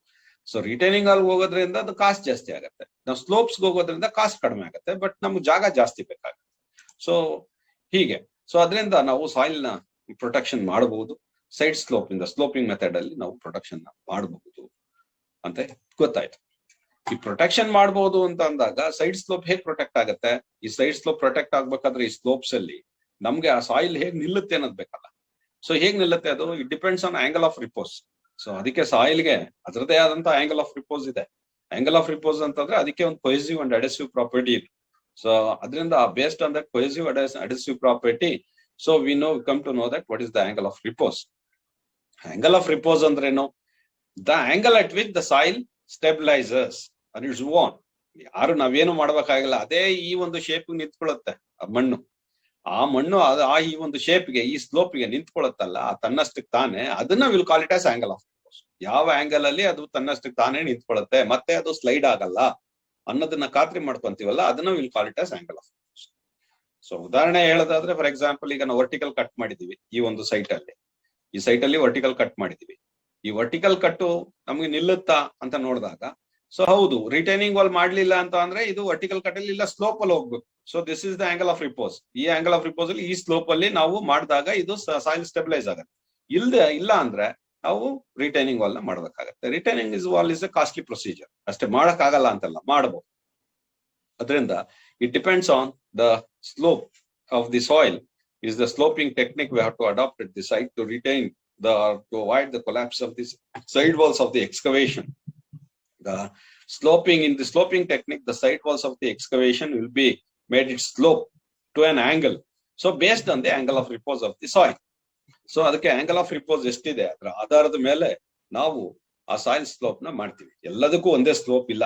Soil ಬೇರೆ ಸಾಯಿಲ್ಗೆ ಬೇರೆ ತರ ಸ್ಲೋಪ್ ಇದೆ. ಒಂದು 30 ಡಿಗ್ರಿ ಆಂಗಲ್ ಅಲ್ಲಿ ಸ್ಟೆಬಿಲೈಸ್ ಆಗ್ಬೋದು, ಇನ್ನೊಂದು 35 ಡಿಗ್ರಿ ಆಗ್ಬೋದು, ಇನ್ನೊಂದು 40 ಡಿಗ್ರಿ ಆಂಗಲ್ ಅಲ್ಲಿ stabilise. So all depends on the soil characteristics. So ಅದರಿಂದ ಸಾಯಿಲ್ದು ಒಂದು ಗುಣಧರ್ಮ ಏನಿದೆ ಅದರ ಆಧಾರದ ಮೇಲೆ ಆ ಒಂದು ಮಣ್ಣು ಸೊ ತನ್ನ ಒಂದು ಆಂಗಲ್ ಅನ್ನ ನಿರ್ಧಾರ ಮಾಡ್ಕೊಳ್ಳುತ್ತೆ ಅಥವಾ ಸ್ಲೋಪ್ ಅನ್ನ ನಿರ್ಧಾರ ಮಾಡ್ಕೊಳ್ಳುತ್ತೆ. ಅದರ ಆಧಾರದ ಮೇಲೆ ಸ್ಲೋಪ್ಸ್ ಅನ್ನ ನಾವು ಮಾಡ್ತೀವಿ. ಆ ಒಂದು ಕ್ಯಾಲ್ಕುಲೇಷನ್ಸ್ ಮೇಲೆ ನಾವು ಸ್ಲೋಪ್ ಅನ್ನ ಕೊಡ್ತೀವಿ. ಬಟ್ ಇದು ಆ ಸ್ಲೋಪ್ ಕೊಡೋದು ನಮಗೆ ಜಾಗ ಸ್ಪೇಸ್ ಜಾಸ್ತಿ ಬೇಕಾಗುತ್ತೆ. ಸೊ ಇಲ್ಲಿ ಉದಾಹರಣೆ ಇಲ್ಲಿ ಹೇಳೋದಾದ್ರೆ, ಈ ವರ್ಟಿಕಲ್ ಕಟ್ ಮಾಡಿದ್ರೆ, so whatever heap you are seeing it, so ಇಲ್ಲೇನು ನಮಗೆ ಮೇಲ್ಮಟ್ಟದಲ್ಲಿ ಅಥವಾ ರಿಡ್ಜ್ ಅಂತ ಏನ್ ನೋಡ್ತಾ ಇದ್ದೀವಿ, ಇಲ್ಲಿಂದ ನಾವು ವರ್ಟಿಕಲ್ ಕಟ್ ಮಾಡಿದ್ರೆ ಇಲ್ಲೊಂದು ವಾಲ್ ಹಾಕ್ಬಿಟ್ರೆ ಅದು ರಿಟೈನ್ ಆಗುತ್ತೆ. ಬಟ್ ನಾವು ಸ್ಲೋಪ್ ಟೆಕ್ನಿಕ್ ಹೋದ್ರೆ ಇಷ್ಟು ಸ್ಪೇಸ್ ಹೋಗುತ್ತೆ, ಇಷ್ಟು ಸ್ಪೇಸ್ ನಮ್ಮ ಜಾಗದಲ್ಲಿ ಹಾಳಾಗುತ್ತೆ. ಅದರಿಂದ ಸ್ಪೇಸ್ ನ ಉಳಿಸ್ಬೇಕಂತಂದ್ರೆ we have to go for the retaining. Otherwise so naturally we can allow the soil to stabilise on its own. That is what you called a sloping technique. ಇದು ಒಂದು ಮೆಥಡ್. ಸೊ ಇನ್ಯಾವ method ಅಲ್ಲಿ ಹೋಗ್ಬೋದು sir? So soil ನ ನಾವು ಇದು ಮಾಡೋದಾದ್ರೆ, ನಾವು ಸ್ಟೆಬಿಲೈಸ್ ಮಾಡ್ಕೊಳ್ಳೋದಾದ್ರೆ ಅಥವಾ ಆಕ್ಸಿಡೆಂಟ್ಸ್ ನ ಅವಾಯ್ಡ್ ಮಾಡೋದಾದ್ರೆ ಬೇಂಚಿಂಗ್ ಮೆಥಡ್ ಅಲ್ಲಿ ನಾವು ಹೋಗ್ಬೋದು. ಬೇಂಚಿಂಗ್ ಮೆಥಡ್ ಅಲ್ಲಿ ಏನು? ಸೊ ಎಕ್ಸ್ಕವೇಷನ್ ಮಾಡುವಾಗ, so we are going to create a series of horizontal steps. For example, you take this trench. So trench ಅಂತ ಯಾಕೆ ಹೇಳ್ತಿದ್ದೀನಿ? So depth of excavation is more than the width. Therefore, it is called as trench. Excavation ಅಂತ ಹೇಳ್ತಿಲ್ಲ, trench ಅಂತ ಹೇಳ್ತೀವಿ. So trench ಅಂತ ಹೇಳುವಾಗ depth of excavation is more than the width of excavation. So ಇದನ್ನ ನಾವು ಬೆಂಚ್ ಮೆಥಡ್ ಅಂದ್ರೆ ಏನು? ಸೊ ಎಕ್ಸ್ಕವೇಷನ್ ಮಾಡುವಾಗ ನಾವು ಸೀರೀಸ್ ಆಫ್ ಸ್ಟೆಪ್ಸ್ ಮಾಡ್ತಾ ಹೋಗ್ತೀವಿ. For example, in this diagram, this are all the series of steps. So side protection ಗೆ ಬೀಳಬಾರ್ದು, ನಮಗೆ ಏನು ಅನಾಹುತ ಆಗ್ಬಾರ್ದು. ಸೈಡ್ ವಾಲ್ ಪ್ರೊಟೆಕ್ಷನ್ ಅಂದ್ರೆ ಸೈಡ್ ಸ್ಲೋಪ್ ಇಂದ, ಸೈಡ್ ವಾಲ್ಸ್ ಇಂದ ಮಣ್ಣು ಬಿದ್ರೆ ಈ ಕೆಲಸ ಮಾಡುವಂತ ಜನಗಳ ಮೇಲೆ ಅಥವಾ ಮೆಟೀರಿಯಲ್ ಮೇಲೆ ಹಾಕಿದಂತ ಇದ್ರೊಳಗಡೆ ಇರುವಂತ ಮೆಟೀರಿಯಲ್ ಮೇಲೆ ಬಿದ್ದು ಅನಾಹುತಗಳಾಗತ್ತೆ. ಆ ಕಾರಣಕ್ಕಾಗಿ ಇದನ್ನ ನಾವು ಪ್ರೊಟೆಕ್ಟ್ ಮಾಡ್ಬೇಕು ಅಂತಂದ್ರೆ ನಾವು ಒಂದು ಸ್ಲೋಪಿಂಗ್ ಟೆಕ್ನಿಕ್ ಮಾಡಿದ್ವಿ. ಆ ಸ್ಲೋಪಿಂಗ್ ಟೆಕ್ನಿಕ್ ಅಲ್ಲಿ ನಮ್ಗೆ ಗೊತ್ತಾಯ್ತು ಸ್ಪೇಸ್ ತುಂಬಾ ಜಾಸ್ತಿ ಬೇಕಾಗುತ್ತೆ, ಇಲ್ಲ ರಿಟೈನಿಂಗ್ ವಾಲ್ ಮಾಡ್ಬೇಕಾಗುತ್ತೆ. ರಿಟೈನಿಂಗ್ ವಾಲ್ ಕಾಸ್ಟ್ಲಿ ಪ್ರೊಸೀಜರ್ ಅಂತ. ಎರಡನೇ ಮೆಥಡ್ ಬೆಂಚಿಂಗ್ ಟೆಕ್ನಿಕ್. ನಮ್ಗೆ ಬೇಕಿರೋದು ಎಕ್ಸ್ಕವೇಷನ್ ಇಷ್ಟೇ. ಇಲ್ಲಿ ಕೆಳಗಡೆ ಭಾಗದಲ್ಲಿ ಏನ್ ಕಾಣಿಸ್ತಾ ಇದೆ ಸೆಂಟರ್ ಪಾರ್ಟ್ ಅಲ್ಲಿ, this is only the width of excavation we required. Depth of excavation and width of excavation is only this. Because ಇಷ್ಟೇ ಅಗಲಕ್ಕೆ ತೆಗೆದು ನಾವು ವರ್ಟಿಕಲ್ ಕಟ್ ಮಾಡಿದ್ರೆ ಸೈಡ್ ವಾಲ್ ಎಲ್ಲ ಬಿದ್ದೋಗುತ್ತೆ. ಸೊ ಅದು ಬೀಳೋದ್ರಿಂದ ಕೆಲಸ ಮಾಡಕ್ಕೆ ಆಗಲ್ಲ ನಾವು. ಆ ಕಾರಣಕ್ಕಾಗಿ V are going for the step ಅಥವಾ ಬೆಂಚಿಂಗ್ ಮೆಥಡ್. ಸೊ ಬೆಂಚಿಂಗ್ ಮೆಥಡ್ ಅಂದ್ರೇನು? Excavation is carried out. So in the series of steps, we are going to make a series of steps on the side walls. So to avoid an collapsing of the side walls. So from the because of the various reasons, ಅದು water ಲ್ಯಾಗ್ಡ್ area ಇರ್ಬೋದು, ಇಲ್ಲ ಅಂತಂದ್ರೆ ತನ್ನ ಒಂದು stability, cohesive adhesive property ಕಡಿಮೆ ಇರಬಹುದು, ಇಲ್ಲ overburden pressure ಇರ್ಬೋದು ಸಾಯಿಲ್ ಮೇಲೆ. There are lot of reasons, ಕಾರಣಗಳು ಬೇಕಾದಷ್ಟು ಇರುತ್ತೆ. ಆ ಕಾರಣಗಳನ್ನ ನಾವು ಕೋಟ್ ಮಾಡೋ ಅವಶ್ಯಕತೆ ಇಲ್ಲ. Only thing is how you have to protect the soil. So otherwise our resources while working ಅನ್ನೋದ್ರ ಬಗ್ಗೆ ಮಾತ್ರ ಕಾನ್ಸಂಟ್ರೇಟ್ ಮಾಡಿ. ಸೊ ಫೇಲ್ಯೂರ್ ರೀಸನ್ಸ್ ಬಗ್ಗೆ ನಾವು ಹುಡುಕೋದು ಬೇಡ ನಾವು. ಸೊ ಹಾಗಾಗಿ ಈ ಒಂದು ಎಕ್ಸ್ಕವೇಷನ್ ಅಲ್ಲಿ ನಾವು ಸೀರೀಸ್ ಆಫ್ ಸ್ಟೆಪ್ಸ್ ಮಾಡ್ಕೊಂಡು ಹೋಗ್ತಿದ್ವಿ. ಕಾರಣ ಏನಪ್ಪಾ ಅಂತಂದ್ರೆ ಈ ಸೈಡ್ ವಾಲು ಈ ಒಂದು ಟ್ರೆಂಚ್ ಒಳಗಡೆ ಬೀಳ್ಬಾರ್ದು, ಈ ಮಣ್ಣು ಬೀಳ್ಬಾರ್ದು. ಈ ಮಣ್ಣು ಬಿದ್ರೆ ಮತ್ತೆ ಇಲ್ಲಿ ಕೆಲಸ ಮಾಡಕ್ ಆಗಲ್ಲ, ಕೆಲಸ ಮಾಡೋರ್ ಮೇಲ್ ಬಿದ್ರು ಕೂಡ ಅವ್ರಿಗೆ ತೊಂದರೆ ಆಗುತ್ತೆ. ಆ ಕಾರಣಕ್ಕಾಗಿ ನಾವು ಈ ತರ ಸ್ಟೆಪ್ಸ್ ಮೆಥಡ್ ಅಲ್ಲಿ ಸ್ಟೆಪ್ಸ್ ಮಾಡೋದ್ರಿಂದ ನಮ್ಗೆ ಇದು ಚೀಪ್ ಆಗಿ ವರ್ಕೌಟ್ ಆಗುತ್ತೆ. ಕಾಸ್ಟ್ಲಿ ಪ್ರೊಸೀಜರ್ ಅಲ್ಲ ಇದು, ಚೀಪ್ ಆಗಿ ವರ್ಕೌಟ್ ಅಂದ್ರೆ because we have to achieve economy in the construction. Therefore but ಇದು ಒಂದೇ ಒಂದು ಕಾರಣ ಏನಪ್ಪಾ ಅಂತಂದ್ರೆ, ಸೊ ಈ ಅಗಲ ಇಷ್ಟು ಅಗಲ ಎಕ್ಸ್ಕವೇಷನ್ ಮಾಡ್ಬೇಕು. ನಮ್ಗೆ ಬೇಕಿರೋದು only this much width. So only ಸಣ್ಣ ವಿಡ್ತ್. ಇಷ್ಟು ಕೆಲಸಕ್ಕೆ ನಾವು ಸೈಡ್ ಸ್ಲೋಪ್ ನ ಪ್ರೊಟೆಕ್ಟ್ ಮಾಡಕ್ಕೆ we have to make an steps. Steps ಮಾಡೋದ್ರಿಂದ ಅಗಲವಾಗಿ ನಾವು ಎಕ್ಸ್ಕವೇಟ್ ಮಾಡ್ಬೇಕು. See the top width of the excavation. So bottom width required only this. So ನಾವು ಆ ಒಂದು ಸಾಯಿಲ್ ಸ್ಟೆಬಿಲೈಸ್ ಮಾಡ್ಲಿಕ್ಕಾಗಿ top width of excavation is this much. Almost 4 times or 5 times greater than the bottom width of the excavation. So excavation trench ಏನಿದೆ ಆ ವಿಡ್ತ್ಗಿನ್ನ top width ನೋಡಿದಾಗ excavation ಜಾಸ್ತಿ ಇರುತ್ತೆ. ಸೊ ಇದು ಏರಿಯಾ ತುಂಬಾ ಇದ್ದಾಗ ಮಾಡ್ಬೋದು. ಓಪನ್ ಏರಿಯಾ ಇದ್ದು ಏರಿಯಾ ಇಸ್ ನಾಟ್ ಇಂಪಾರ್ಟೆಂಟ್ ಅಂತ. ಅರ್ಬನ್ ಏರಿಯಾಸ್ ಅಲ್ಲಿ ಪಕ್ಕದಲ್ಲೇ ಬಿಲ್ಡಿಂಗ್ ಇರುತ್ತೆ. For example you want to do cabling, so you want to put an water supply line, you want to put an sanitary line. So underground services ಅಂತ ಹೇಳ್ತೀವಿ ಅದನ್ನ. ಭೂಮಿ ಒಳಗಡೆ ಕೆಲಸ ನಾವು ಸರ್ವಿಸ್ ಜನಗಳಿಗೆ ಉಪಯೋಗ ಆಗುವಂತ ಈಗ ನೀರಿನ ಮಾರ್ಗಗಳನ್ನ ಕಲ್ಪಿಸುವಂತದ್ದು, ಕರೆಂಟ್ ಅನ್ನ ತಲುಪಿಸುವಂತದ್ದು, ಕರೆಂಟ್ ವೈರ್ ಗಳನ್ನ ಹಾಕುವಂತದ್ದು, ಸ್ಯಾನಿಟರಿ ಪೈಪ್ಸ್ ಅನ್ನ ಹಾಕುವಂತದ್ದು. ಸೊ ಈ ತರದ ಎಲ್ಲಾ ಒಂದು ಮಾರ್ಗಗಳನ್ನ ಕಲ್ಪಿಸುವಾಗ ಭೂಮಿಯ ಒಂದು ಕೆಳಭಾಗದಲ್ಲಿ ನಾವು ಮಾಡ್ತಿರ್ತೀವಿ ಅದನ್ನೆಲ್ಲ ಮಾರ್ಗಗಳನ್ನ ಭೂಮಿಯಿಂದ ಕೆಳಗಡೆ. ಇಂಥ ಸಂದರ್ಭದಲ್ಲಿ ಅರ್ಬನ್ ಏರಿಯಾಸ್ ಅಲ್ಲಿ ಜಾಗನೇ ಇರೋದಿಲ್ಲ. ಅಂತ ಸಂದರ್ಭದಲ್ಲಿ ಈ ಮೆಥಡ್ ವರ್ಕೌಟ್ ಆಗಲ್ಲ. So benching technique will not work out in the congested areas ಅಥವಾ urban areas and in the cities, but it will be work out only in the open area. Open area ಅಂತ ಅಂದ್ರೆ ಗ್ರೌಂಡ್ ಎಲ್ಲೋ ಒಂದ್ ಕಡೆ so gas pipe line ಹಾಕ್ತಾ ಇದೀವಿ, ಅದು ಎಲ್ಲೋ ನಾವು ಅಥವಾ ಪೆಟ್ರೋಲ್ ಪೈಪ್ ಲೈನ್ ಹಾಕ್ತಾ ಇದೀವಿ. ಸೊ ಅದು ಅರ್ಬನ್ ಏರಿಯಾದಿಲ್ಲ. ಸೊ ಯಾವುದೋ ಒಂದು ಅಗ್ರಿಕಲ್ಚರಲ್ ಲ್ಯಾಂಡ್ ಅಲ್ಲಿ ಹೋಗ್ತಾ ಇದೆ, ತಾತ್ಕಾಲಿಕವಾಗಿ ನಾವು ಗುಂಡಿ ತೆಗೆದು ಅಥವಾ ನಾವು ಟ್ರೆಂಚ್ ಓಪನ್ ಮಾಡಿ ಮತ್ತೆ ಕ್ಲೋಸ್ ಮಾಡ್ತೀವಿ. ಅಂತ ಸಂದರ್ಭಗಳಲ್ಲಿ ಈ ಒಂದು ಟೆಕ್ನಿಕ್ ಗೆ ಇಸ್ ಚೀಪೆಸ್ಟ್ ಮೆಥಡ್, ಇದನ್ನ ಹೋಗ್ಬೋದು. ಸೊ ಇದು ಒಂದು ಬೆಂಚಿಂಗ್ ಟೆಕ್ನಿಕ್. ಬೆಂಚ್ ಅಂದ್ರೆ ಏನಪ್ಪಾ ಅಂತಂದ್ರೆ series of steps we are going to made on the side walls of a excavation. That is what you called as benching method. ಅಷ್ಟೇ, ಏನಿಲ್ಲ ಇದರಲ್ಲಿ. It's as simple as that. So ಬರೀಬೇಕು benching technique. What are the techniques to be adapted, what are the measures to be taken for the excavation safety ಅಂತ ಕೇಳಿದಾಗ ಮೊದಲನೇದು ನಮ್ಗೆ ಬೇಕಾದಾಗ ನಾವು ಹೇಳಿದಾಗೆ so we have to make an sloping method. Sloping the technique, slope protection, soil protection by making the side slopes. So second one is the benching technique. So benching technique ಅಲ್ಲಿ ನಾವು ಈ ಒಂದು ಸೈಡ್ ಸ್ಲೋಪ್ಸ್ ಅನ್ನ ನಾವು prevent ಮಾಡ್ತೀವಿ, ಬೀಳ್ಬಾರ್ದು ಅನ್ನೋ ಕಾರಣಕ್ಕೆ, collapse ಆಗಬಾರ್ದು ಅನ್ನೋ ಕಾರಣಕ್ಕೆ. ಇದು ಈ ಸೆಕೆಂಡ್ ಮೆಥಡ್. ಸೊ ಮೂರನೇ ಮೆಥಡ್ ನೋಡೋಣ. ಸೇಫ್ಟಿ ಮೆಜರ್ಸ್ ಏನಿರುತ್ತೆ ಇದರಲ್ಲಿ ಶೋರಿಂಗ್ ಅಲ್ಲಿ. Third one is shoring. So congested areas ಇರುತ್ತೆ, ಸಿಟೀಸ್, ಕಂಜೆಸ್ಟೆಡ್ ಸಿಟೀಸ್, ರಸ್ತೆ ಪಕ್ಕದಲ್ಲೇ ಕೆಲಸ ಮಾಡ್ತಾ ಇರ್ತಾರೆ, ಅಥವಾ ಬಿಲ್ಡಿಂಗ್ ಪಕ್ಕದಲ್ಲಿ, ಇದ್ರ ಪಕ್ಕದಲ್ಲೇ ಇನ್ನೊಂದು ಬಿಲ್ಡಿಂಗ್ ಇರುತ್ತೆ, ಆಲ್ರೆಡಿ ಎಕ್ಸಿಸ್ಟಿಂಗ್ ಬಿಲ್ಡಿಂಗ್ ಇರುತ್ತೆ, ಅಥವಾ ಪಕ್ಕದಲ್ಲಿ ಓನರೇ ಬೇರೆ ಇರ್ತಾರೆ. ಬಟ್ ನಾವು ಏರಿಯಾ ನಮ್ದು ಎಷ್ಟು ಸೈಟ್ ಇದೆ ಅಷ್ಟು ಏರಿಯಾಗೆ ನಾವು ಕನ್ಸ್ಟ್ರಕ್ಷನ್ ತಗೋಬೇಕಾಗಿರುತ್ತೆ. ಅಂತ ಸಂದರ್ಭಗಳಲ್ಲಿ ಎಕ್ಸ್ಕವೇಷನ್ ನ ಸೈಡ್ ವಾಲ್ಸ್ ಅನ್ನ ನಾವು ಪ್ರೊಟೆಕ್ಟ್ ಮಾಡ್ಕೋಬೇಕಾಗುತ್ತೆ before construction, after the excavation. So we have to carry out the side protection procedures. So ಯಾಕೆ ಅಂತ ಅಂದ್ರೆ ಸೈಡ್ ವಾಲ್ಸ್ ಬಿದ್ದೋಗುತ್ತೆ, ಸೊ ಕೊಲ್ಯಾಪ್ಸ್ ಆಗುತ್ತೆ. ಆ ಕಾರಣಕ್ಕಾಗಿ ನಾವು ಸೈಡ್ ಸಪೋರ್ಟ್ಸ್ ಅನ್ನ ಕೊಡ್ತೀವಿ. ಈ ವಾಲ್ ನ ಸೈಡ್ ವಾಲ್ಸ್ ಅನ್ನ ಸಪೋರ್ಟ್ಸ್ ಅನ್ನ ಕೊಡೋದ್ರಿಂದ ನಾವು ಪ್ರೊಟೆಕ್ಟ್ ಮಾಡಬಹುದು. So shoring is nothing but it is an props. We are going to provide and supports. Props andre supports. So we are going to prevent the sliding of the side walls of an excavation. So by providing the supports, so either it may be a vertical type or it may be an inclined type. Supports ಅನ್ನುವಂಥದ್ದು inclined ಆಗಿರ್ಬೋದು, vertical ಆಗಿರ್ಬೋದು. ಒಟ್ಟಾರೆ ನಾವು ಒಂದು support ಅನ್ನ ಕೊಟ್ಟು, so ಆಧಾರ ಕೊಟ್ಟು, ಅದಕ್ಕೆ ಸಪೋರ್ಟ್ ಅನ್ನ ಕನ್ನಡದಲ್ಲಿ ಆಧಾರ ಕೊಟ್ಟು ಅದಕ್ಕೆ ಸೊ ನಾವು ಈ ಒಂದು ಸೈಡ್ಸ್ ಬಿದ್ದು ಹೋಗದಾಗೆ ನಾವು ನೋಡ್ಕೊಂತೀವಿ. ಅದನ್ನ ನಾವು ಶೋರಿಂಗ್ ಅಂತ ಹೇಳ್ತೀವಿ. Shoring is it's preventing the sliding of the vertical cut, so vertical sides of a excavation by providing the props. Props are nothing but supports. So supports may be an vertical or it may be an so incline type, so angle type. So ಅದನ್ನ ನಾವು ಹೇಳಿದ್ವಿ. This is what you called a shoring. So we can also carry out the safety measures for the excavation by providing the shoring at the site. So ಇದು ಯಾವಾಗ ಮಾಡ್ತೀವಪ್ಪ ಅಂತಂದ್ರೆ congested areas, ನಮ್ಗೆ ಯಾವ್ದು ಬೆಂಚಿಂಗ್ ಮತ್ತೆ ಸ್ಲೋಪಿಂಗ್ ಮೆಥಡ್ ಆಗಲ್ಲ, ಇದು site area ಕಡಿಮೆ ಇದೆ. ಸೊ ವೆರಿ ಇಂಪಾರ್ಟೆಂಟ್ ಏರಿಯಾ ಅಂದ್ರೆ site is so important, we should not leave 1 inch of the site. So important, 1 inch of the site is so important. We have to take the construction. In that aspects, we are going for the excavation, either for the foundation purpose or for the even making basement, or for the ground, below the ground we are going to have a construction. So ಇದನ್ನ ನಾವು ಮಾಡಬಹುದು. So ಇಲ್ಲಿ ಈ ಒಂದು ಚಿತ್ರದಲ್ಲಿ ನೋಡಿ, ಇದರಲ್ಲಿ shoring ಮಾಡ್ಬೇಕಿತ್ತು. ಆಕ್ಚುಲಿ ಈ ಶೋರಿಂಗ್ ಮಾಡ್ಲಿಲ್ಲ. ಕಾಂಟ್ರಾಕ್ಟರ್ ನಾವು ಆಗ್ಲೇ ಮಾತಾಡಿದಾಗೆ ಆಕ್ಸಿಡೆಂಟ್ಸ್ ಯಾಕಾಗುತ್ತೆ ಅಂತ ಅಂದ್ರೆ ಗ್ರೀಡಿನೆಸ್ ಆಫ್ ದಿ ಕಾಂಟ್ರಾಕ್ಟರ್ ನ ಪದ ಬಳಸಿದ್ವಿ. ಗ್ರೀಡಿನೆಸ್ ಅಂತಂದ್ರೆ ಆಸೆ ಅವನಿಗೆ, ಕಾಂಟ್ರಾಕ್ಟರ್ಗೆ. ಇದನ್ನ ಮಾಡೋದ್ರಿಂದ ದುಡ್ಡು ಖರ್ಚಾಗ್ಬಿಡುತ್ತೆ, ಸೊ ಅದನ್ನ ಉಳಿಸಬಹುದು ಅಂತ ಹೇಳಿ ಕಾಂಟ್ರಾಕ್ಟರ್ ಯೋಚನೆ ಮಾಡಿರ್ತಾನೆ. ಪರವಾಗಿಲ್ಲ, ಇದನ್ನ ಅದ್ರ ಪಾಡ್ಗೆ ಅದೇ ಸ್ಟೆಬಿಲೈಸ್ ಆಗತ್ತೆ, ಏನ್ ತೊಂದರೆ ಆಗಲ್ಲ ಅಂತ ಹೇಳಿ. ಬಟ್ ಅವನು ಯೋಚನೆ ಮಾಡಿದ ಪ್ರಕಾರ ಅದು ಸಾಯಿಲ್ ಇರಲ್ಲ, ಅದು ಬಿದ್ದೋಗ್ಬಿಟ್ಟಿರುತ್ತೆ. ಬಿದ್ದೋದಾಗ ಏನಾಗುತ್ತೆ, ಅಲ್ಲಿ ಮೆಟೀರಿಯಲ್ ಇರ್ಬೋದು, ಮ್ಯಾನ್ ಪವರ್ ಇರ್ಬೋದು, ಡ್ಯಾಮೇಜಸ್ ಆಗ್ಬೋದು, ಆಕ್ಸಿಡೆಂಟ್ಸ್ ಆಗ್ಬೋದು. ಅದರಿಂದ ಅವ್ನ ಗ್ರೀಡಿನೆಸ್ ಇಂದನೂ, ಅವನ ಆಸೆ ಅಥವಾ ಅವ್ನ ತಿಳುವಳಿಕೆ, ಅವ್ನ ಕಡಿಮೆ ತಿಳುವಳಿಕೆಯಿಂದನೂ ಕೂಡ ಆಕ್ಸಿಡೆಂಟ್ಸ್ ಆಗಬಹುದು ಅನ್ನೋ ಕಾರಣನ ನಾವು ಲಾಸ್ಟ್ ಕ್ಲಾಸಸ್ ಅಲ್ಲಿ ಕೋಟ್ ಮಾಡಿದ್ವಿ.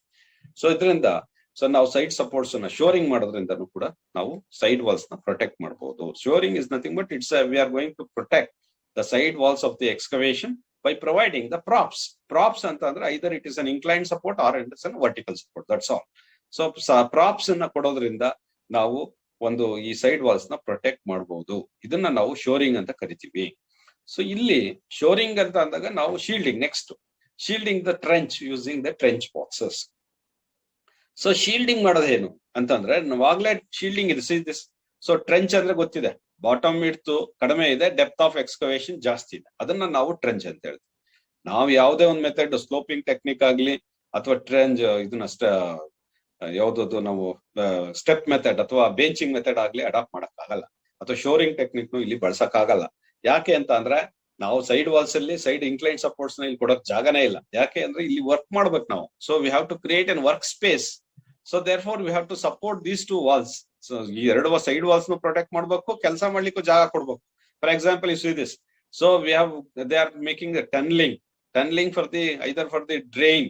ಸೊ ಸ್ಟಾರ್ ವಾಟರ್ ಡ್ರೈನ್ ಗೆ ಟನಲ್ ಮಾಡ್ತಿರ್ಬೋದು, ಇಲ್ಲ ಸಿವೇಜ್ ವಾಟರ್ ಡ್ರೈನ್ ಗೆ ಟನಲ್ ಮಾಡ್ತಿರ್ಬೋದು, ಇಲ್ಲ ಏನೋ ಬೇರೆ ಉದ್ದೇಶಕ್ಕಾಗಿ ಟನಲ್ ಮಾಡ್ತಿದ್ದಾರೆ. ಈ ಟನಲ್ ಮಾಡುವಂತದ್ರಲ್ಲಿ depth of excavation is more compared to width. So ಇಲ್ಲ ಈ ಸಂದರ್ಭದಲ್ಲಿ ಸೊ ಮೇಲೆ ನೋಡಿ ಇದನ್ನ ಸಪೋರ್ಟ್ ಕೊಟ್ಟಿದ್ದಾರೆ, ಕೆಳಗಡೆ ಅವನು ವರ್ಕ್ ಮಾಡ್ತಿದ್ದಾನೆ. ಸೊ ಇಲ್ಲಿ ವರ್ಕ್ ಸ್ಪೇಸ್ ನ ಕ್ರಿಯೇಟ್ ಮಾಡ್ಬೇಕಾಗತ್ತೆ, ಇದನ್ನ ನಾವು ತಡೆಯಕ್ಕಾಗಲ್ಲ. ಅದರಿಂದ ಈ ಸೈಡ್ ವಾಲ್ಸ್, ಎರಡೂ ಸೈಡ್ ವಾಲ್ಸ್ ಅಲ್ಲಿ ಇವನು ಪ್ರೊಟೆಕ್ಷನ್ ಕೊಟ್ಟಿದ್ದಾನೆ. ಪ್ರೊಟೆಕ್ಷನ್ ಕೊಟ್ಟು ಈ ಸ್ಪೇಸ್ ನ ಕ್ರಿಯೇಟ್ ಮಾಡಿ. ಫಾರ್ ಎಕ್ಸಾಂಪಲ್ ಈ ಇದನ್ನ ನೋಡಿದ್ರೆ ಪೈಪ್ ಲೈನ್ ಹಾಕಿ ಆಗಿದೆ, ಮಣ್ಣನ್ನು ಹಾಕಾಗಿದೆ ಆಗ್ಲೇ. So whatever they want to do for the particular project, for example, it's a pipeline for the purpose of pipeline installation. So either for the sanitary or water supply, they made it. So the excavation ಆಯ್ತು, ಇದನ್ನ pipeline laying ಆಯ್ತು. So ಇದನ್ನ ಮಣ್ಣನ್ನು ಕೂಡ ಅಥವಾ back filling ಕೂಡ ಮಾಡ್ತಾ ಇದ್ದಾರೆ. ಸೊ ಬ್ಯಾಕ್ ಫಿಲ್ಲಿಂಗ್ ಮಾಡುವಾಗ ಏರಿಯಾ ವೈಸ್ ಕಾನ್ಸಂಟ್ರೇಟ್ ಮಾಡಿ ಅದನ್ನ ರಿಮೂವ್ ಮಾಡ್ಕೊಂಡ್ ಬರ್ತಾರೆ ಒಂದ್ ಕಡೆ. ಸೊ ಇದನ್ನ ನಾವು ಶೀಲ್ಡಿಂಗ್ ದ ಟ್ರೆಂಚ್ ಅಂತ ಹೇಳ್ತೀವಿ. ಇದಕ್ಕೆ ಟ್ರೆಂಚ್ ಬಾಕ್ಸ್ ನ ಯೂಸ್ ಮಾಡ್ತಾರೆ. ಇದನ್ನ ಫ್ಯಾಬ್ರಿಕೇಟೆಡ್ ಟ್ರೆಂಚ್ ಬಾಕ್ಸ್ ಇರುತ್ತೆ. ಸೊ ಟ್ರೆಂಚ್ ಬಾಕ್ಸ್ ನ ಯೂಸ್ ಮಾಡ್ತಾರೆ. ಸೊ ಅಲಾಂಗ್ ದಿ ಲೆಂತ್ ನಾವು ನೋಡ್ತಿರುವಂತದ್ದು ಇಡೀ ಲೆಂತ್ ಎಷ್ಟು ಒಂದು ತುಂಬಾ ದೂರಕ್ಕೆ ನಾವು ನೋಡ್ತಿದೀವಿ. ಇಲ್ಲಿ ತುಂಬಾ ಲೆಂತ್ ಗೆ ಅಂದ್ರೆ length of the trench compared to length of the trench. So maybe it's 100 meters. ಆತರ ಬೇಕು ಅಂತಿಲ್ಲ. ಇದನ್ನ ಬಾಕ್ಸ್ ವೈಸ್ ನಾವ್ ಹೇಳಿದ್ರೆ ಟ್ರೆಂಚ್ ಬಾಕ್ಸ್ ಅಂತ ಹೇಳಿ. ಸೊ ಪೀಸ್ ವೈಸ್ ಕೂಡ ಮಾಡ್ಬೋದು. ಎಲ್ಲಿ ಎಕ್ಸ್ಕವೇಷನ್ ಆಗ್ತಾ ಇದೆ ಅಲ್ಲಿ ಟ್ರೆಂಚ್ ಬಾಕ್ಸ್ ಯೂಸ್ ಮಾಡ್ಕೊಂಡು ಲೇ ಮಾಡ್ಕೊಂಡು ಮುಂದೆ ಹೋಗ್ಬೋದು. ಸೊ ಟ್ರೆಂಚ್ ಬಾಕ್ಸ್ ಅಷ್ಟು ದೂರಕ್ಕೆ ಬಳಸಬೇಕಂತ ಏನಿಲ್ಲ, ಅದು ಕಾಸ್ಟ್ ಜಾಸ್ತಿ ಆಗತ್ತೆ ಆತರ ಮಾಡಿದ್ರೆ. ಸೊ ಹಾಗಾಗಿ ಟ್ರೆಂಚ್ ಬಾಕ್ಸ್ ಅನ್ನ ಯೂಸ್ ಮಾಡಿ ಪೈಪ್ ಲೈನ್ ಮಾಡ್ತಾ ಇದ್ದಾರೆ. ಪೈಪ್ ಲೈನ್ ಮಾಡುವಾಗ ಎಲ್ಲಿ ಎಕ್ಸ್ಕವೇಷನ್ ಆಯ್ತು ಅಲ್ಲಿ ಟ್ರೆಂಚ್ ಬಾಕ್ಸ್ ಯೂಸ್ ಮಾಡ್ತಾನೆ, ಎಕ್ಸ್ಕವೇಷನ್ ಪೈಪ್ ಲೈನ್ ಲೇಯಿಂಗ್ ನ ಕಂಟಿನ್ಯೂ ಮಾಡ್ಕೊಂಡು ಹೋಗ್ತಾ ಇರ್ತಾರೆ. ಸೊ ಹಂಗಾಗಿ ಟ್ರೆಂಚ್ ಬಾಕ್ಸ್ ನ ಮೂವ್ ಮಾಡ್ತಾ ಇರ್ತಾರೆ. ಸೊ ಇದು ಒಂದು ಟೆಕ್ನಿಕ್. ಸೊ ನಮಗೆ 4 ಟೆಕ್ನಿಕ್ ಗೊತ್ತಾಗಿದೆ. ಒಂದು shielding the trench with the trench box. So another one is the ನಮ್ಗೆ ಶೋರಿಂಗ್ ಆದ್ಮೇಲೆ ಸಾಯಿಲ್ ಬೆಂಚಿಂಗ್ ಆದ್ಮೇಲೆ ಸ್ಲೋಪ್ ಸ್ಟೆಬಿಲೈಸೇಷನ್. ಸೊ ಇದು 4 ಟೆಕ್ನಿಕ್ ಅರ್ಥ್ ಎಕ್ಸ್ಕವೇಷನ್ ಅಲ್ಲಿ ಕ್ರಮ ತಗೊಳ್ಳೋದು ಹೇಗೆ ಅದನ್ನು ಸಾಯಿಲ್ ಸಪೋರ್ಟ್ ಅಂದ್ರೆ ಸೈಡ್ ವಾಲ್ಸ್ ಬಿದ್ದೋಗದಾಗ ಹೇಗೆ ನೋಡ್ಕೊಳ್ಳೋದು ಅಂತಂದ್ರೆ there are 4 ways of avoiding the side preventing the side slope from the slide ಆಗದ ರೀತಿ ನಾವು ಪ್ರಿವೆಂಟ್ ಮಾಡಬೇಕು ಅಂದ್ರೆ 4 ಹಂತಗಳಲ್ಲಿ ಮಾಡಬಹುದು. ಒಂದು, ನಾವು ಸೈಡ್ ಸ್ಲೋಪ್ ಅನ್ನ ಪ್ರೊವೈಡ್ ಮಾಡೋದ್ರಿಂದ, ಸೈಡ್ ಸ್ಲೋಪ್ ಅನ್ನ ಮಾಡೋದ್ರಿಂದ ಅದು ನ್ಯಾಚುರಲ್ ಆಗಿ ತನ್ನಷ್ಟು ತಾನೇ ಸ್ಲೋಪ್ ಆಗುತ್ತೆ, ಅದು ಆಂಗಲ್ ಆಫ್ ರಿಪೋಸ್ ಮೇಲೆ. ಸೊ ಈ ತರ ಕ್ರಮದಲ್ಲಿ ನಾವು ಒಂದು ಸ್ಲೋಪ್ ನ ಕ್ರಿಯೇಟ್ ಮಾಡೋದ್ರಿಂದ ಮಾಡಬಹುದು. ಆದ್ರೆ ಇದು ಸಾಧ್ಯವಿಲ್ಲದೇನೆ ಇರೋ ಕೆಲಸ. ಯಾಕೆ ಅಂತ ಅಂದ್ರೆ ಸ್ಪೇಸ್ ಕನ್ಸ್ಟ್ರೈಂಟ್, ನಮ್ಗೆ ಜಾಗ ಹೆಚ್ಚಿನ ಜಾಗ ಬೇಕಾಗತ್ತೆ. ಈ ಒಂದು ಕೆಲಸ ನಮ್ಗೆ ತುಂಬಾ ಜಾಗ ಇಂಪಾರ್ಟೆಂಟ್ ಅಲ್ಲ ಅನ್ನೋ ಕಡೆ ಇದನ್ನ ಮಾಡಬಹುದು.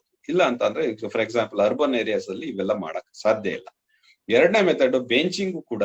ಸೊ ಅರ್ಬನ್ ಏರಿಯಾದಲ್ಲಿ ಮಾಡಕ್ಕಾಗಲ್ಲ. ಎಲ್ಲಿ the area land width are whatever width required for the excavation is not under any construction.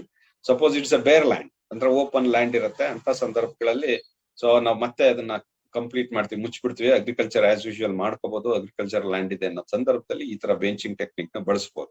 But urban ಏರಿಯಾದಲ್ಲೂ ಇದು ಆಗಲ್ಲ. ಸೊ ಮೂರನೇ ಮೆಥಡ್ ಅಂತ ಅಂದ್ರೆ ದ ಶೋರಿಂಗ್ ನ ಇದು ಅರ್ಬನ್ ಏರಿಯಾದಲ್ಲಿ it's very good method.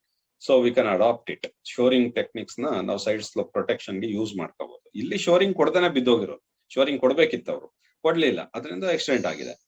So ಅದೇ ತರ ಶೀಲ್ಡಿಂಗ್ ಟೆಕ್ನಿಕ್ಸ್ ಯೂಸ್ ಮಾಡ್ತೀವಿ. ಅದ್ರಲ್ಲಿ ಟ್ರೆಂಚ್ ಬಾಕ್ಸಸ್ ಯೂಸ್ ಮಾಡ್ತಾ ಇದೀವಿ. ಟ್ರೆಂಚ್ ಬಾಕ್ಸಸ್ ಈ ತರ ಇರುತ್ತೆ. ಟ್ರೆಂಚ್ ಬಾಕ್ಸಸ್ ಇದು ಸೀರೀಸ್ ಆಗಿ ಇಲ್ಲಿ ಬರೀಬೇಕು ಅಂತ ಏನಿಲ್ಲ. It's a box like structure ಅಷ್ಟೇ. ಮೇಲೆ ಫ್ಯಾಬ್ರಿಕೇಶನ್ ಏನು ಇದು ಮಾಡಿದ್ದಾರೆ, it's a box like structure. We are going to insert it to and fabricated one. ಇದನ್ನ ಫ್ಯಾಬ್ರಿಕ್ ಯಾವ ಸೈಜ್ ಬೇಕೋ ಅದನ್ನ ಫ್ಯಾಬ್ರಿಕೇಟ್ ಮಾಡ್ಕೊಂಡಿರ್ತೀವಿ. ಎಕ್ಸ್ಕವೇಷನ್ ಆಗ್ತಾ ಆಗ್ತಾ ಅದನ್ನ ಇನ್ಸರ್ಟ್ ಮಾಡಿರ್ತೀವಿ, ಅದ್ರೊಳಗಡೆ ಕೆಲಸ ಮಾಡ್ತೀವಿ. For example see this.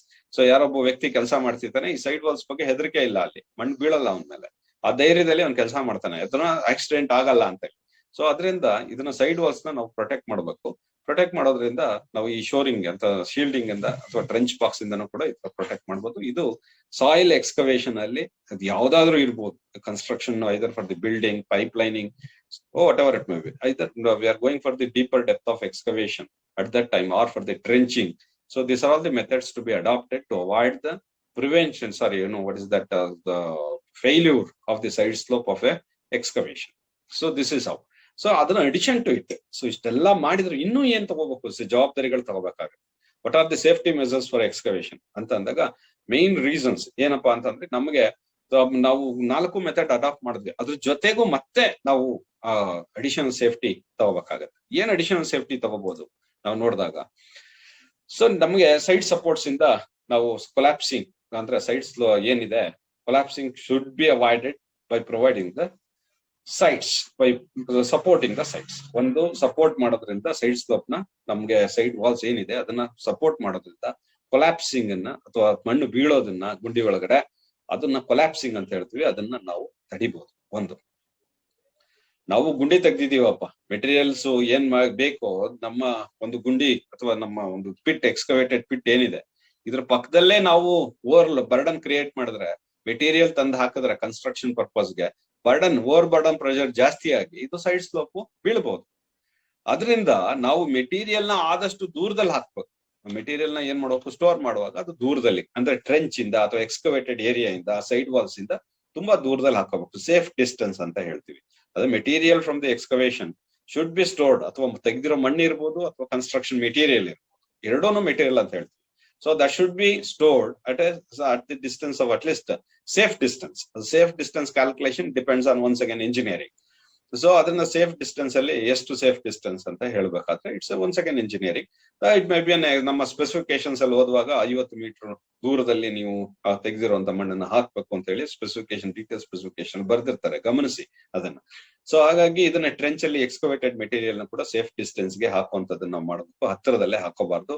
ಪಕ್ಕದಲ್ಲೇ ಎಕ್ಸ್ಕವೇಟೆಡ್ ಟ್ರೆಂಚ್ ಏನಿದೆ ಇದ್ರ ಪಕ್ಕದಲ್ಲೇ ಹಾಕೋದ್ರಿಂದ ಆ ಮಣ್ಣು ಮತ್ತೆ ಅದು ಸ್ಲೈಡ್ ಆಗಿ ಅದು ಕೆಲಸಗಳಿಗೆ ಅನಾಹುತ ಆಗ್ಬೋದು. ಅದರಿಂದ ನಾವು ಸೈಡ್ ವಾಲ್ಸ್ ನ ಪ್ರೊಟೆಕ್ಟ್ ಮಾಡ್ಲಿಕ್ಕೆ ಕಷ್ಟ ಆಗುತ್ತೆ. ಅದರಿಂದ ನಾವು ಎಕ್ಸ್ಕವೇಟೆಡ್ ಮೆಟೀರಿಯಲ್ ನ ಸೇಫ್ ಡಿಸ್ಟೆನ್ಸ್ ಗೆ ಹಾಕ್ಬೇಕು. ಒಂದು. ಇನ್ನೊಂದು, ಸೊ ಆಡಿಂಗ್ ಬ್ಯಾರಿಯರ್ಸ್.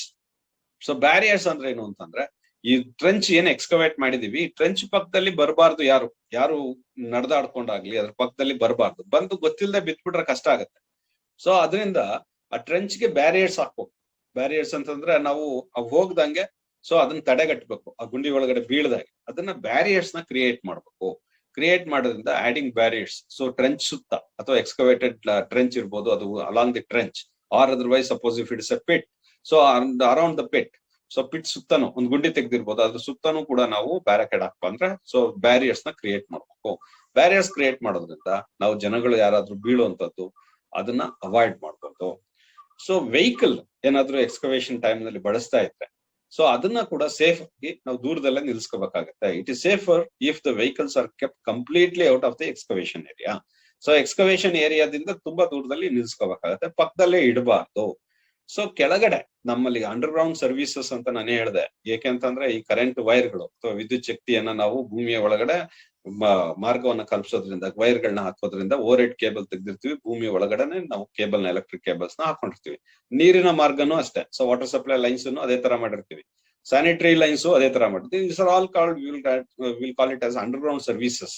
ಅಂದ್ರೆ ನಮ್ಮ ಜನಕ್ಕೆ ಏನು ಉಪಯೋಗ ಬೇಕು ಅದನ್ನೆಲ್ಲ ನಾವು ಅಂಡರ್ ಗ್ರೌಂಡ್ ಸರ್ವಿಸಸ್ ಅಂತ ಹೇಳ್ತೀವಿ. ಆ ಅಂಡರ್ ಗ್ರೌಂಡ್ ಸರ್ವಿಸಸ್ ಏನಿದೆ, ಆ ಅಂಡರ್ ಗ್ರೌಂಡ್ ಸರ್ವಿಸಸ್ ನಮಗ್ ಗೊತ್ತಿರ್ಬೇಕು, ಸೊ ಮಾರ್ಕ್ ಮಾಡಿರ್ಬೇಕು. ಇಲ್ಲ ಅಂತ ಅಂದ್ರೆ ಈಗ ಎಕ್ಸ್ಕವೇಷನ್ ಮಾಡುವಾಗ, ಟ್ರೆಂಚ್ ತೆಗಿವಾಗ ನಾವೇನಾದ್ರೂ ಎಲೆಕ್ಟ್ರಿಕ್ ಲೈನ್ಸ್ ಇದ್ರೆ ಅದು ಡ್ಯಾಮೇಜ್ ಆಗ್ಬಿಡುತ್ತೆ. ಇಲ್ಲದೆ ಇದ್ರೆ ಅದು ಯಾವ್ದಾದ್ರು ಒಂದು ವಾಟರ್ ಸಪ್ಲೈ ಲೈನ್ಸ್ ಇದ್ರೆ ಅದು ನೀರು ಲೀಕೇಜ್ ಆಗಿ ಸ್ಯಾಚುರೇಷನ್ ಆದಾಗ ಸೈಡ್ ಸ್ಲೋಪ್ಸ್ ಕೊಲ್ಯಾಪ್ಸ್ ಆಗ್ಬೋದು, ಎಕ್ಸ್ಕವೇಷನ್ ಮಾಡಕ್ ಆಗದೇನೆ ಇರ್ಬೋದು. ಇಂಥ ಸಂದರ್ಭಗಳಲ್ಲಿ ನಮ್ಗೆ ಎಲೆಕ್ಟ್ರಿಕ್ ಲೈನ್ ಎಲ್ಲಿದೆ, water supply line, sanitary lines ಏನಿದೆ, ಎಲ್ಲಿದೆ ಅನ್ನೋದನ್ನ ನಾವು ಮೊದಲೇ ಮಾರ್ಕ್ ಮಾಡ್ಬೇಕಾಗತ್ತೆ ಎಕ್ಸ್ಕವೇಷನ್ ಗಿಂತ ಮುಂಚೆ. ಸೊ ಇಲ್ಲ ಅಂತ ಅಂದ್ರೆ ನಮ್ಗೆ ಏನಾದ್ರೂ ಒಂದು ಅನಾಹುತಗಳು ಸಂಭವಿಸುವಂತ ಕಾರಣಗಳು, ಸಾಧ್ಯತೆಗಳು ಇರ್ತದೆ. ಸೊ ನಮ್ಮಲ್ಲಿ ಆ ಒಂದು ಮಾಡ್ಲೇಬೇಕಾಗತ್ತೆ. ಸೊ ಫ್ಲೋರಿಂಗ್, ಸೊ ಏನೇ ಅಂತಂದ್ರೆ ನಮ್ಗೆ ಫ್ಲಡಿಂಗ್ ಏನಿದೆ, ಫ್ಲಡ್ಡಿಂಗ್ ಅಂತಂದ್ರೆ ವಾಟರ್ ಲಾಕ್ಡ್ ಏರಿಯಾ. ವಾಟರ್ ಅಂತಂದ್ರೆ ನೀರನ್ನ ಯಾವ್ದೋ ಒಂದು ಪೈಪ್ ಇಂದ ಬಿಟ್ಬಿಟ್ಟು ಆ ಏರಿಯಾದಲ್ಲಿ ತುಂಬಾ ನೀರ್ ಹರಿಯುವಂತದ್ದು. ಸೊ ಅದನ್ನ ಫ್ಲಡಿಂಗ್ ಮಾಡಬಾರ್ದು. ನೀರನ್ನ ತುಂಬಾ ಹರಿದ್ಕೊಂಡು ಆ ಗುಂಡಿ ಹತ್ರನೋ ಅಥವಾ ನಾವು ಟ್ರೆಂಚ್ ಹತ್ರನೋ ನೀರುಗಳು ನಿಂತ್ಕೊಳ್ಳೋ ತರ, ಸೊ ಏನೋ ಒಂದು ಕೆಲಸಕ್ಕಾಗಿ ನೀರನ್ನ ಬಳಸ್ತಾ ಇರ್ತೀವಿ, ಅಲ್ಲಿ ಹೋಗಿ ಶೇಖರಣೆ ಆಗ್ಬಾರ್ದು. ಶೇಖರಣೆ ಆಗೋದ್ರಿಂದ ಎಕ್ಸ್ಕವೇಷನ್ ಕೊಲ್ಯಾಪ್ಸ್ ಆಗುತ್ತೆ. ಇಂಥವೆಲ್ಲ ಕ್ರಮನ ನಾವೇನ್ ಮಾಡಿದ್ವಿ, ಮಣ್ಣು ಬೀಳದಾಗೆ ಅನ್ನೋ ಕ್ರಮಗಳ ಜೊತೆಗೆ ಇಷ್ಟು ಕ್ರಮನ ತಗೋಬೇಕಾಗತ್ತೆ. ಇವೆಲ್ಲ ಕ್ರಮ ತಗೊಳ್ಳೋದ್ರಿಂದ ನಾವು ಸೇಫ್ಟಿನ ಎನ್ಶೂರ್ ಮಾಡ್ಬೋದು ಎಕ್ಸ್ಕವೇಷನ್ ಅಲ್ಲಿ. So we can ensure the safety in the excavation by taking all these measures. So without taking all these measures, we cannot ensure the safety in the excavation. So definitely one or the other way we'll come across the accidents or otherwise unsafety, unsafe work. We met with unsafe work. Therefore, it leads to an compensation. Compensation ಅಂದ್ರೆ contractor ತಲೆ ಮೇಲೆ ಬರ್ತದೆ, ಅವ್ನು ಹಣ ಕೊಡ್ಬೇಕಾಗತ್ತೆ. ಯಾರಿಗೆ ನಮ್ಮ ವರ್ಕರ್ಗೆ ಏನಾದ್ರು ತೊಂದರೆ ಆಯ್ತು ಅದಕ್ಕೆ ಕೊಡ್ಬೇಕು, ಮಿಷನರಿ ಡ್ಯಾಮೇಜ್ ಆದ್ರೆ ಅದಕ್ಕೂ ದುಡ್ಡು ಹಾಕ್ಬೇಕು. ಅದರಿಂದ ಅವನಿಗೆ ಕಂಪನ್ಸೇಷನ್ ಫಿಕ್ಸ್ ಆಗತ್ತೆ ಅಥವಾ ಅವ್ನು ಲಾಸ್ ಮಾಡ್ಕೊಂತಾನೆ. ಅದರಿಂದ ನಾವು ಸೇಫ್ಟಿ ಮೆಸರ್ಸ್ ನ ಎಕ್ಸ್ಕವೇಷನ್ ತಗೋಬೇಕು. This is about the excavation. Next major part ಅಲ್ಲಿ ನಾವು ಏನ್ ಮಾಡ್ಬೋದು ಅಂತಂದ್ರೆ ಡ್ರಿಲ್ಲಿಂಗ್ ಅಂಡ್ ಬ್ಲಾಸ್ಟಿಂಗ್ ಬಗ್ಗೆ ಕೇಳ್ತಾ ಇದ್ವಿ. ಸೊ ಇದು ಎಕ್ಸ್ಕವೇಷನ್ ಬಗ್ಗೆ ಬರೀಬೇಕು ಅಂತ ಅಂದಾಗ ಇದನ್ನೆಲ್ಲ ಬರೀಬೇಕು. ಸೊ ಡ್ರಿಲ್ಲಿಂಗ್ ಅಂಡ್ ಬ್ಲಾಸ್ಟಿಂಗ್ ಅಲ್ಲಿ ಏನ್ ಬರೀಬೇಕು? ಡ್ರಿಲ್ಲಿಂಗ್ ಅಂಡ್ ಬ್ಲಾಸ್ಟಿಂಗ್ ಬಗ್ಗೆ ತಿಳಿಸ್ರಪ್ಪ, ಏನು ಸೇಫ್ಟಿ ಮೆಸರ್ಸ್ ತಗೋಬೇಕು, ಮಾಡ್ಲಿಲ್ಲ ಅಂತ ಅಂದ್ರೆ ನಮ್ಮಲ್ಲಿ ಆಕ್ಸಿಡೆಂಟ್ ಆಗುತ್ತೆ ಅಂತ ಹೇಳ್ತಾ ಇದ್ದೀರಿ, ಏನೆಲ್ಲ ತಗೋಬೇಕು while doing the drilling and blasting operations. So ಇದು for example it's a tunnel construction ಇರ್ಬೋದು, ವರ್ಕ್ ಸೈಟ್ ಅಲ್ಲೇ ಇನ್ನೂ ಡೀಪನ್ ಮಾಡ್ಬೇಕಾಗ್ಬೋದು. ಸೊ ಸಾಯಿಲ್ ಕ್ಲಾಸಿಫಿಕೇಶನ್ಸ್ ಹೋದಾಗ ನೀವೆಲ್ಲ ಓದಿದಿರಿ. So it's a soft soil, hard soil, ಮತ್ತೆ ರಾಕ್ ಅನ್ನೋ ಕ್ಲಾಸಿಫಿಕೇಶನ್ಸ್ ಓದಿದ್ದೀರಿ. ರಾಕ್ ಅಲ್ಲಿ ಕೆಲಸ ಮಾಡುವಾಗ definitely we have to go for the plastering operation. Without that we cannot excavate the rock. So ಹೀಗಿದ್ದಾಗ so or otherwise V are going for the quarrying ಮಾಡುವಾಗಲೂ plastering ಮಾಡ್ಲೇಬೇಕಾಗುತ್ತೆ. But since it is an hard strata. So ಅದರಿಂದ so because drilling ಮತ್ತೆ blastering ಅಂತ ಅಂದಾಗ so it involves explosives. So explosives ನ ನಾವು explosive ಮಾಡೋದ್ರಿಂದ ಯೂಸ್ ಮಾಡಿ ಅದನ್ನ ಬ್ಲಾಸ್ಟ್ ಮಾಡೋದ್ರಿಂದ ನಮ್ಗೆ ಎಕ್ಸ್ಕವೇಷನ್ ಆಗುತ್ತೆ, ಇಲ್ಲ ಅಂದ್ರೆ ಮಾಡಕ್ ಸಾಧ್ಯನೇ ಇಲ್ಲ. ಸೊ ಆ ಕಾರಣಕ್ಕಾಗಿ ನಮ್ಗೆ ಪ್ರಿಕಾಷನ್ಸ್, ಸೇಫ್ಟಿ ಮೆಸರ್ಸ್ ತುಂಬಾ ಅವಶ್ಯಕತೆ ಇದೆ. ಫಸ್ಟ್ ಏನ್ ಮಾಡ್ಬೇಕು? ಡ್ರಿಲ್ ಮಾಡ್ಬೇಕು. ನೆಕ್ಸ್ಟ್ ಎಕ್ಸ್ಪ್ಲೋಸಿವ್ಸ್ ನ ಲೋಡ್ ಮಾಡಿ ಬ್ಲಾಸ್ಟ್ ಮಾಡ್ಬೇಕು. So this is how we are going to carry out the excavation in case of the hard strata or otherwise in case of a rock. So either it is a tunnel construction, for example, you see this is a drilling, a horizontal drilling. This is a vertical drilling. So idu ನಾವು ground ಅನ್ನ deepen ಮಾಡ್ತಾ ಇದೀವಿ, ಇಲ್ಲಿ vertical drill ಮಾಡ್ತೀವಿ. So ಇದನ್ನ suppose if you want to go with the tunnel construction horizontally, we have to move. Therefore they are going to excavate in horizontal manner. Therefore they are going to do in a horizontal drill. They are going to provide or make a horizontal drill on the walls, side wall of a trench. So ಇದನ್ನ drilling ಅಂತ ಹೇಳ್ತೀವಿ. Drilling ಆದ್ಮೇಲೆ ಅಂದ್ರೆ ತೂತ ಮಾಡುವಂತದ್ದು. So ಅದನ್ನ ಮಾಡಿ ಅದ್ರ ಮೇಲೆ ಅದರಲ್ಲಿ ನಾವು ಏನು ಎಕ್ಸ್ಪ್ಲೋಸಿವ್ಸ್ ಅಂತ ಏನ್ ಹೇಳಿದ್ವಿ ಅದನ್ನ ಲೋಡ್ ಮಾಡ್ತೀವಿ. ಲೋಡ್ ಮಾಡಿ ಅದನ್ನ ನಾವು ಬರ್ಸ್ಟ್ ಮಾಡ್ತೀವಿ ಅಥವಾ ಇಗ್ನೈಟ್ ಮಾಡ್ತೀವಿ. ಇಗ್ನೈಟ್ ಮಾಡೋದ್ರಿಂದ ಅದು ಬ್ಲಾಸ್ಟ್ ಆಗತ್ತೆ. ಸೊ ಇದು ಈ ಮಾಡೋದ್ರಿಂದ ನಮ್ಗೆ ಎಕ್ಸ್ಕವೇಷನ್ ಆಗುತ್ತೆ. See this blasting. So ignite ಮಾಡಿದರೆ ಇದನ್ನ ಲೋಡ್ ಮಾಡಿ ಸೊ ಯಾವ್ದು ಎಕ್ಸ್ಪ್ಲೋಸಿವ್ಸ್ ಇಂದ ಇದು ಬರ್ಸ್ಟ್ ಆಗುತ್ತೆ ಅಥವಾ ನಮ್ಗೆ ಎಕ್ಸ್ಕವೇಟ್ ಆಗುತ್ತೆ. ಇದು ನಮಗ್ ಗೊತ್ತಿದೆ. ಇದನ್ನ ನೀವು ಮೆಟೀರಿಯಲ್ಸ್ ಆಫ್ ಕನ್ಸ್ಟ್ರಕ್ಷನ್ ಅಲ್ಲೂ ಕೂಡ ಓದಿದ್ರಿ. ಸೊ ಹೀಗಾಗಿ ಈಗ ಟನಲ್ ಕನ್ಸ್ಟ್ರಕ್ಷನ್ ಅಲ್ಲೂ ಕೂಡ ನೀವು ಓದಿದ್ರಿ. ಸೊ ಈಗ ಅದರಲ್ಲಿ ಬೆಂಚಿಂಗ್ ಆರ್ ಹೆಡಿಂಗ್ ಮೆಥಡ್, ಅದ್ರಲ್ಲಿ ಬೇರೆ different types of methods in tunnelling. So ಅದೇ ರೀತಿ ನಾವು ಇದನ್ನ ಸೇಫ್ಟಿನ ಹೇಗ್ ನೋಡ್ಕೊಳ್ಳುವಂಥದ್ದು ಡ್ರಿಲ್ಲಿಂಗ್ ಅಂಡ್ ಬ್ಲಾಸ್ಟಿಂಗ್ ಅಲ್ಲಿ ಅಂತ ನೋಡಿದಾಗ, ಸೊ ಡ್ರಿಲ್ಲಿಂಗ್ ಮಾಡುವಾಗ ಮಿನಿಮಮ್ ಬ್ಲಾಸ್ಟ್ ಮಾಡಕ್ಕಿಂತ ಮುಂಚೆ, ಡ್ರಿಲ್ಲಿಂಗ್ ಮಾಡಿ ಆದ್ಮೇಲೆ ಬ್ಲಾಸ್ಟ್ ಮಾಡಕ್ಕಿಂತ ಮುಂಚೆ ಏನು ಆ ಒಂದು ಸೈಟ್ ಅಲ್ಲಿ, ಒಂದು ಎಕ್ಸ್ಕವೇಷನ್ ಸೈಟ್ ಅಲ್ಲಿ ಜನ ಕೆಲಸ ಮಾಡ್ತಾರೆ ಅವರನ್ನ, so before igniting the fuse or otherwise explosive, so we have to make an announcement. We have to make an announcement or we have to withdraw the labor. So ಯಾರ್ man power ಇದೆ ಅದನ್ನೆಲ್ಲ ಜನನ್ನ ಈಚೆ ಕರ್ಕೊಂಡ್ ಬರ್ಬೇಕು. So ಬನ್ರಪ್ಪ ಹೋಗೋಣ ಆಚೆಗೆ, blasting ಮಾಡ್ಬೇಕು ಅಂತ ಹೇಳಿ. ಸೊ ಎಲ್ಲಿ ತನಕ ಕರ್ಕೊಂಡು ಹೋಗ್ಬೇಕಂದ್ರೆ at least from the site of blasting, ಈ ಬ್ಲಾಸ್ಟಿಂಗ್ ಮಾಡ್ತೀವಿ ಪಾಯಿಂಟ್ ಅಲ್ಲಿ ಅಂತಂದ್ರೆ ಅಲ್ಲಿಂದ 200 ಮೀಟರ್ ದೂರದಲ್ಲಿ ಇಟ್ಕೋಬೇಕು ಅವ್ರನ್ನ ಕರ್ಕೊಂಡೋಗಿ. This is how we have to manage. This is first condition. So all the workers at site shall withdraw to the safe distance of at least 200 meters from the blasting site. So blasting site ಏನಿದೆ ಅಲ್ಲಿಂದ ಅವರನ್ನ 200 metre ದೂರಕ್ಕೆ ಕರ್ಕೊಂಡು ಹೋಗ್ಬೇಕು, first condition. Next ಇನ್ನೂ ಯಾರಾದ್ರೂ ಇದ್ರೆ, ಅಕಸ್ಮಾತ್ ಗೊತ್ತಿಲ್ಲದೆ ಯಾರಾದ್ರೂ ಒಬ್ರು ಎಂಟರ್ ಆಗ್ಬಿಟ್ಟಿದ್ರೆ 200 ಮೀಟರ್ ದೂರದಲ್ಲಿ ಇರ್ತೀವಿ, ಗೊತ್ತಿರಲ್ಲ ನಮ್ಗೆ ಯಾರು ಬಂದಿದ್ದಾರೆ ಅಂತ ಹೇಳಿ, ಆ ಟೈಮ್ ನಲ್ಲೂ ಕೂಡ ನಾವು ಬ್ಲಾಸ್ಟಿಂಗ್ ಮಾಡಕ್ಕಿಂತ ಮುಂಚೆ we have to make an announcement. So ಅದನ್ನ ಜೋರಾಗಿ ಕೂಗ್ಬೇಕು, ಅಥವಾ ನಮ್ಗೆ will call it as whistle ಅಂತ ಹೇಳ್ತೀವಿ. ಸೊ ಬ್ಲೋಯಿಂಗ್ ವಿಷನ್, ಒಂದು ಹಾರ್ನ್ ಮಾಡ್ಬೇಕು, ಜೋರಾಗಿ ಕೂಗುತ್ತಾರೆ, ಏನಂತ audio warning. So we have to give an audio warning. So by blowing whistle shall be given before igniting the fuel. Fuel ನ ನಾವು ignite ಮಾಡೋಕ್ಕಿಂತ ಮುಂಚೆ ನಾವು ಆ ಒಂದು ಬ್ಲೋಯಿಂಗ್ ವಿಷಲ್ ನ ಮಾಡಬೇಕು. ಅದೇ will call it as audio warning. So ಅದಾದ್ಮೇಲೆ we have to ignite. So we have to carry out the blasting operation, or otherwise we have to ignite, that will blast it. ಅದನ್ನ that will be carry out with a trained person. ಯಾರು ಅನುಭವ ಇದೆ ಅವನು ಮಾತ್ರ ಮಾಡ್ಬೇಕು ಇದನ್ನ blasting operation. So ಮತ್ತೆ ಅನುಭವ ಇಲ್ದಾನೆ ಅವ್ರು ಮಾಡ್ಕೊಡ್ತು. So therefore these are all the safety to be carried out. So in the drilling and blasting operations at any work site for that matter. So ಈ ಕನ್ಸ್ಟ್ರಕ್ಷನ್ ಸೈಟ್ ಅಂದ್ರೆ ಯಾವ್ದಾದ್ರು ಇರ್ಬೋದು, either it is tunnel construction, pipeline ಇರ್ಬೋದು, any site for that matter. So ಅದನ್ನ ಒಟ್ಟಾರೆ ನಾವು ಮಾಡೋದಾದಾಗ blasting operation ಅಲ್ಲಿ blasting ಇನ್ನ ಮುನ್ನ ಅವು 200 ಮೀಟರ್ ಅಂತರದಲ್ಲಿ ಆ ವರ್ಕರ್ಸ್ ನಾವು ವಿಡ್ರಾ ಮಾಡ್ಕೋಬೇಕಾಗುತ್ತೆ ಬಿಫೋರ್ ಬ್ಲಾಸ್ಟಿಂಗ್ ಒಂದು.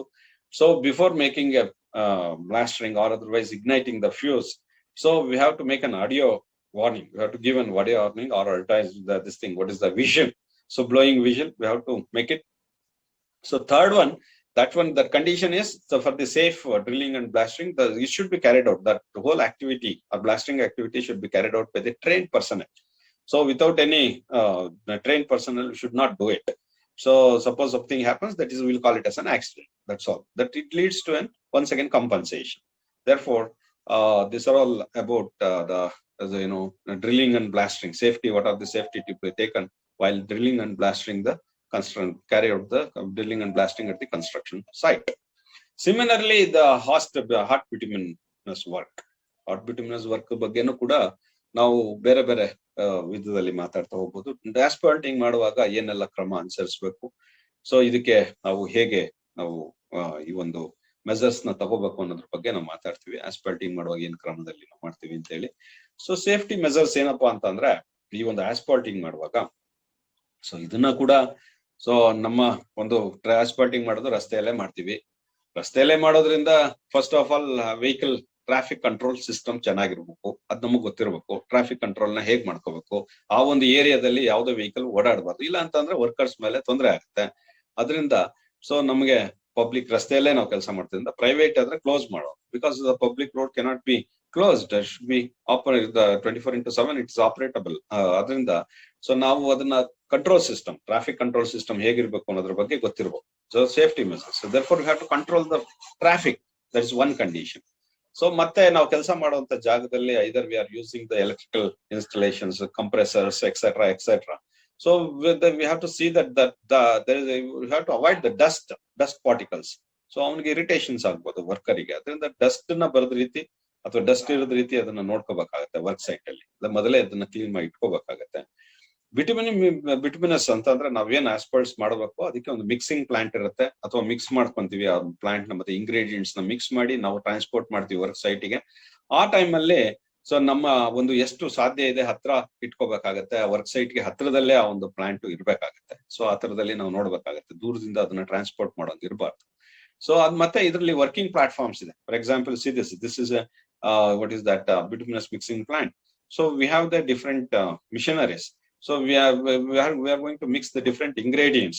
So ಆ ಸಂದರ್ಭದಲ್ಲಿ ನಮ್ಗೆ ಆ ಒಂದು ಮ್ಯಾನೇಜ್ಮೆಂಟ್ ಗೆ ಸೊ ಏನು ಪ್ಲಾಟ್ಫಾರ್ಮ್ಸ್ ಇದೆ, ವರ್ಕಿಂಗ್ ಪ್ಲಾಟ್ಫಾರ್ಮ್ಸ್ ಏನಿದೆ ಈ ಒಂದು ಪ್ಲಾಂಟ್ ಅಲ್ಲಿ, ಅದನ್ನ ಸೈಡ್ ರೈಲ್ಸ್ ಇಂದ ಪ್ರೊಟೆಕ್ಟ್ ಮಾಡ್ಕೋಬೇಕಾಗತ್ತೆ. ಇಲ್ಲ ಓಡಾಡ್ತಾ ಇದ್ದಾಗ ಬಿದ್ಬಿಡ್ಬಹುದು. ಅದರಿಂದ ಆ ಸೈಡ್ ವಾಲ್ಸ್ ನ ಪ್ರೊಟೆಕ್ಟ್ ಮಾಡ್ಬೇಕಾಗತ್ತೆ. ಮತ್ತೆ ಕ್ಲೀನ್ ಸ್ಯಾಂಡ್ ಸೈಟ್ ಅಲ್ಲಿ ಇರ್ಬೇಕಾಗತ್ತೆ. For example, suppose they should be sufficient stock of clean sand. Site ಅಲ್ಲಿ ಕ್ಲೀನ್ ಸ್ಯಾಂಡ್ ಯಾಕೆ ಅಂತ ಅಂದ್ರೆ, in case of any accidents, fire accidents, so they should use that sand for the removal or to avoid the fire accident. So ಬೆಂಕಿ ಎತ್ಕೊಂಡ್ಬಿಡ್ತು, so because it's a petroleum product, it's highly inflammable. So therefore, suppose if there are any fire accidents, they should be avoid that fire damage from the fire. They should use the sand for the protecting the or otherwise the preventing the further firing. So ಅದರಿಂದ ನಾವು sufficient stock ಇರ್ಬೇಕಾಗತ್ತೆ clean sand site ಅಲ್ಲಿ. ಯಾಕೆ ಅಂತ ಅಂದ್ರೆ fire accidents ನ avoid ಮಾಡ್ಲಿಕ್ಕೆ. Workers ನಮ್ಗೆ ಗೊತ್ತಿರೋ ಹಂಗೆ ಅವ್ನ ಪರ್ಸನಲ್ ಸೇಫ್ಟಿ ಮೆಜರ್ಸ್ ಗೆ ಅವ್ನ ಶೂಸ್, ಗ್ಲೌಸ್, ಸೊ ಹೆಲ್ಮೆಟ್ಸ್ ಎಲ್ಲ ಅವ್ನು ಹಾಕೊಂಡಿರ್ಬೇಕಾಗತ್ತೆ. ಸೊ ಇದನ್ನ ಈ ಕೆಲಸನ ಎಕ್ಸ್ಪೀರಿಯನ್ಸ್ಡ್ ಪರ್ಸನಲ್ ಅಥವಾ ಫೋರ್ಮನ್ ಯಾರಿದ್ದಾನೆ ಅದು ಜವಾಬ್ದಾರಿಯುತವಾದ ಒಬ್ಬ ವ್ಯಕ್ತಿ ಅದನ್ನ ಕೆಲಸನ ನಿರ್ವಹಣೆ ಮಾಡ್ಬೇಕಾಗತ್ತೆ. That means to say that suppose if you list out very fast, so this should be carried out, the hot bituminous work should be carried out with the supervision of the experienced foreman. First one, second one, all the workers, those who are involved in the asphalting work, they should wear their personal safety jackets or otherwise shoes, boots, etc. So sufficient storage of the clean sand should be there at the work site to avoid the fire safety, to avoid the firing of any material for that matter, to have the fire safety. So whatever mixing plant we have to carry out the bituminous operations, that should be very near to the work site, and also the persons who are working at the mixing plant, they should be have a sufficient platform, provided with a sufficient platform, and sufficient platform should also provided with the handrails.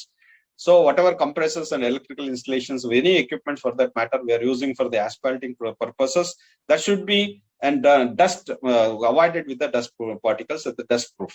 Okay, then second one, bituminous plants. Okay, then whatever we are using for the bituminous we are making for the road, that traffic on that particular area should be avoided. We have to have the proper traffic control system. So these are all the precautions, safety measures to be taken to avoid the accidents in the hot bituminous work and the at any site for that matter. Bituminous work, either we are going to carry out for in the private road or public road, it's not a matter. So these are all the precautions to be taken to avoid an accident in case of the hot bituminous works.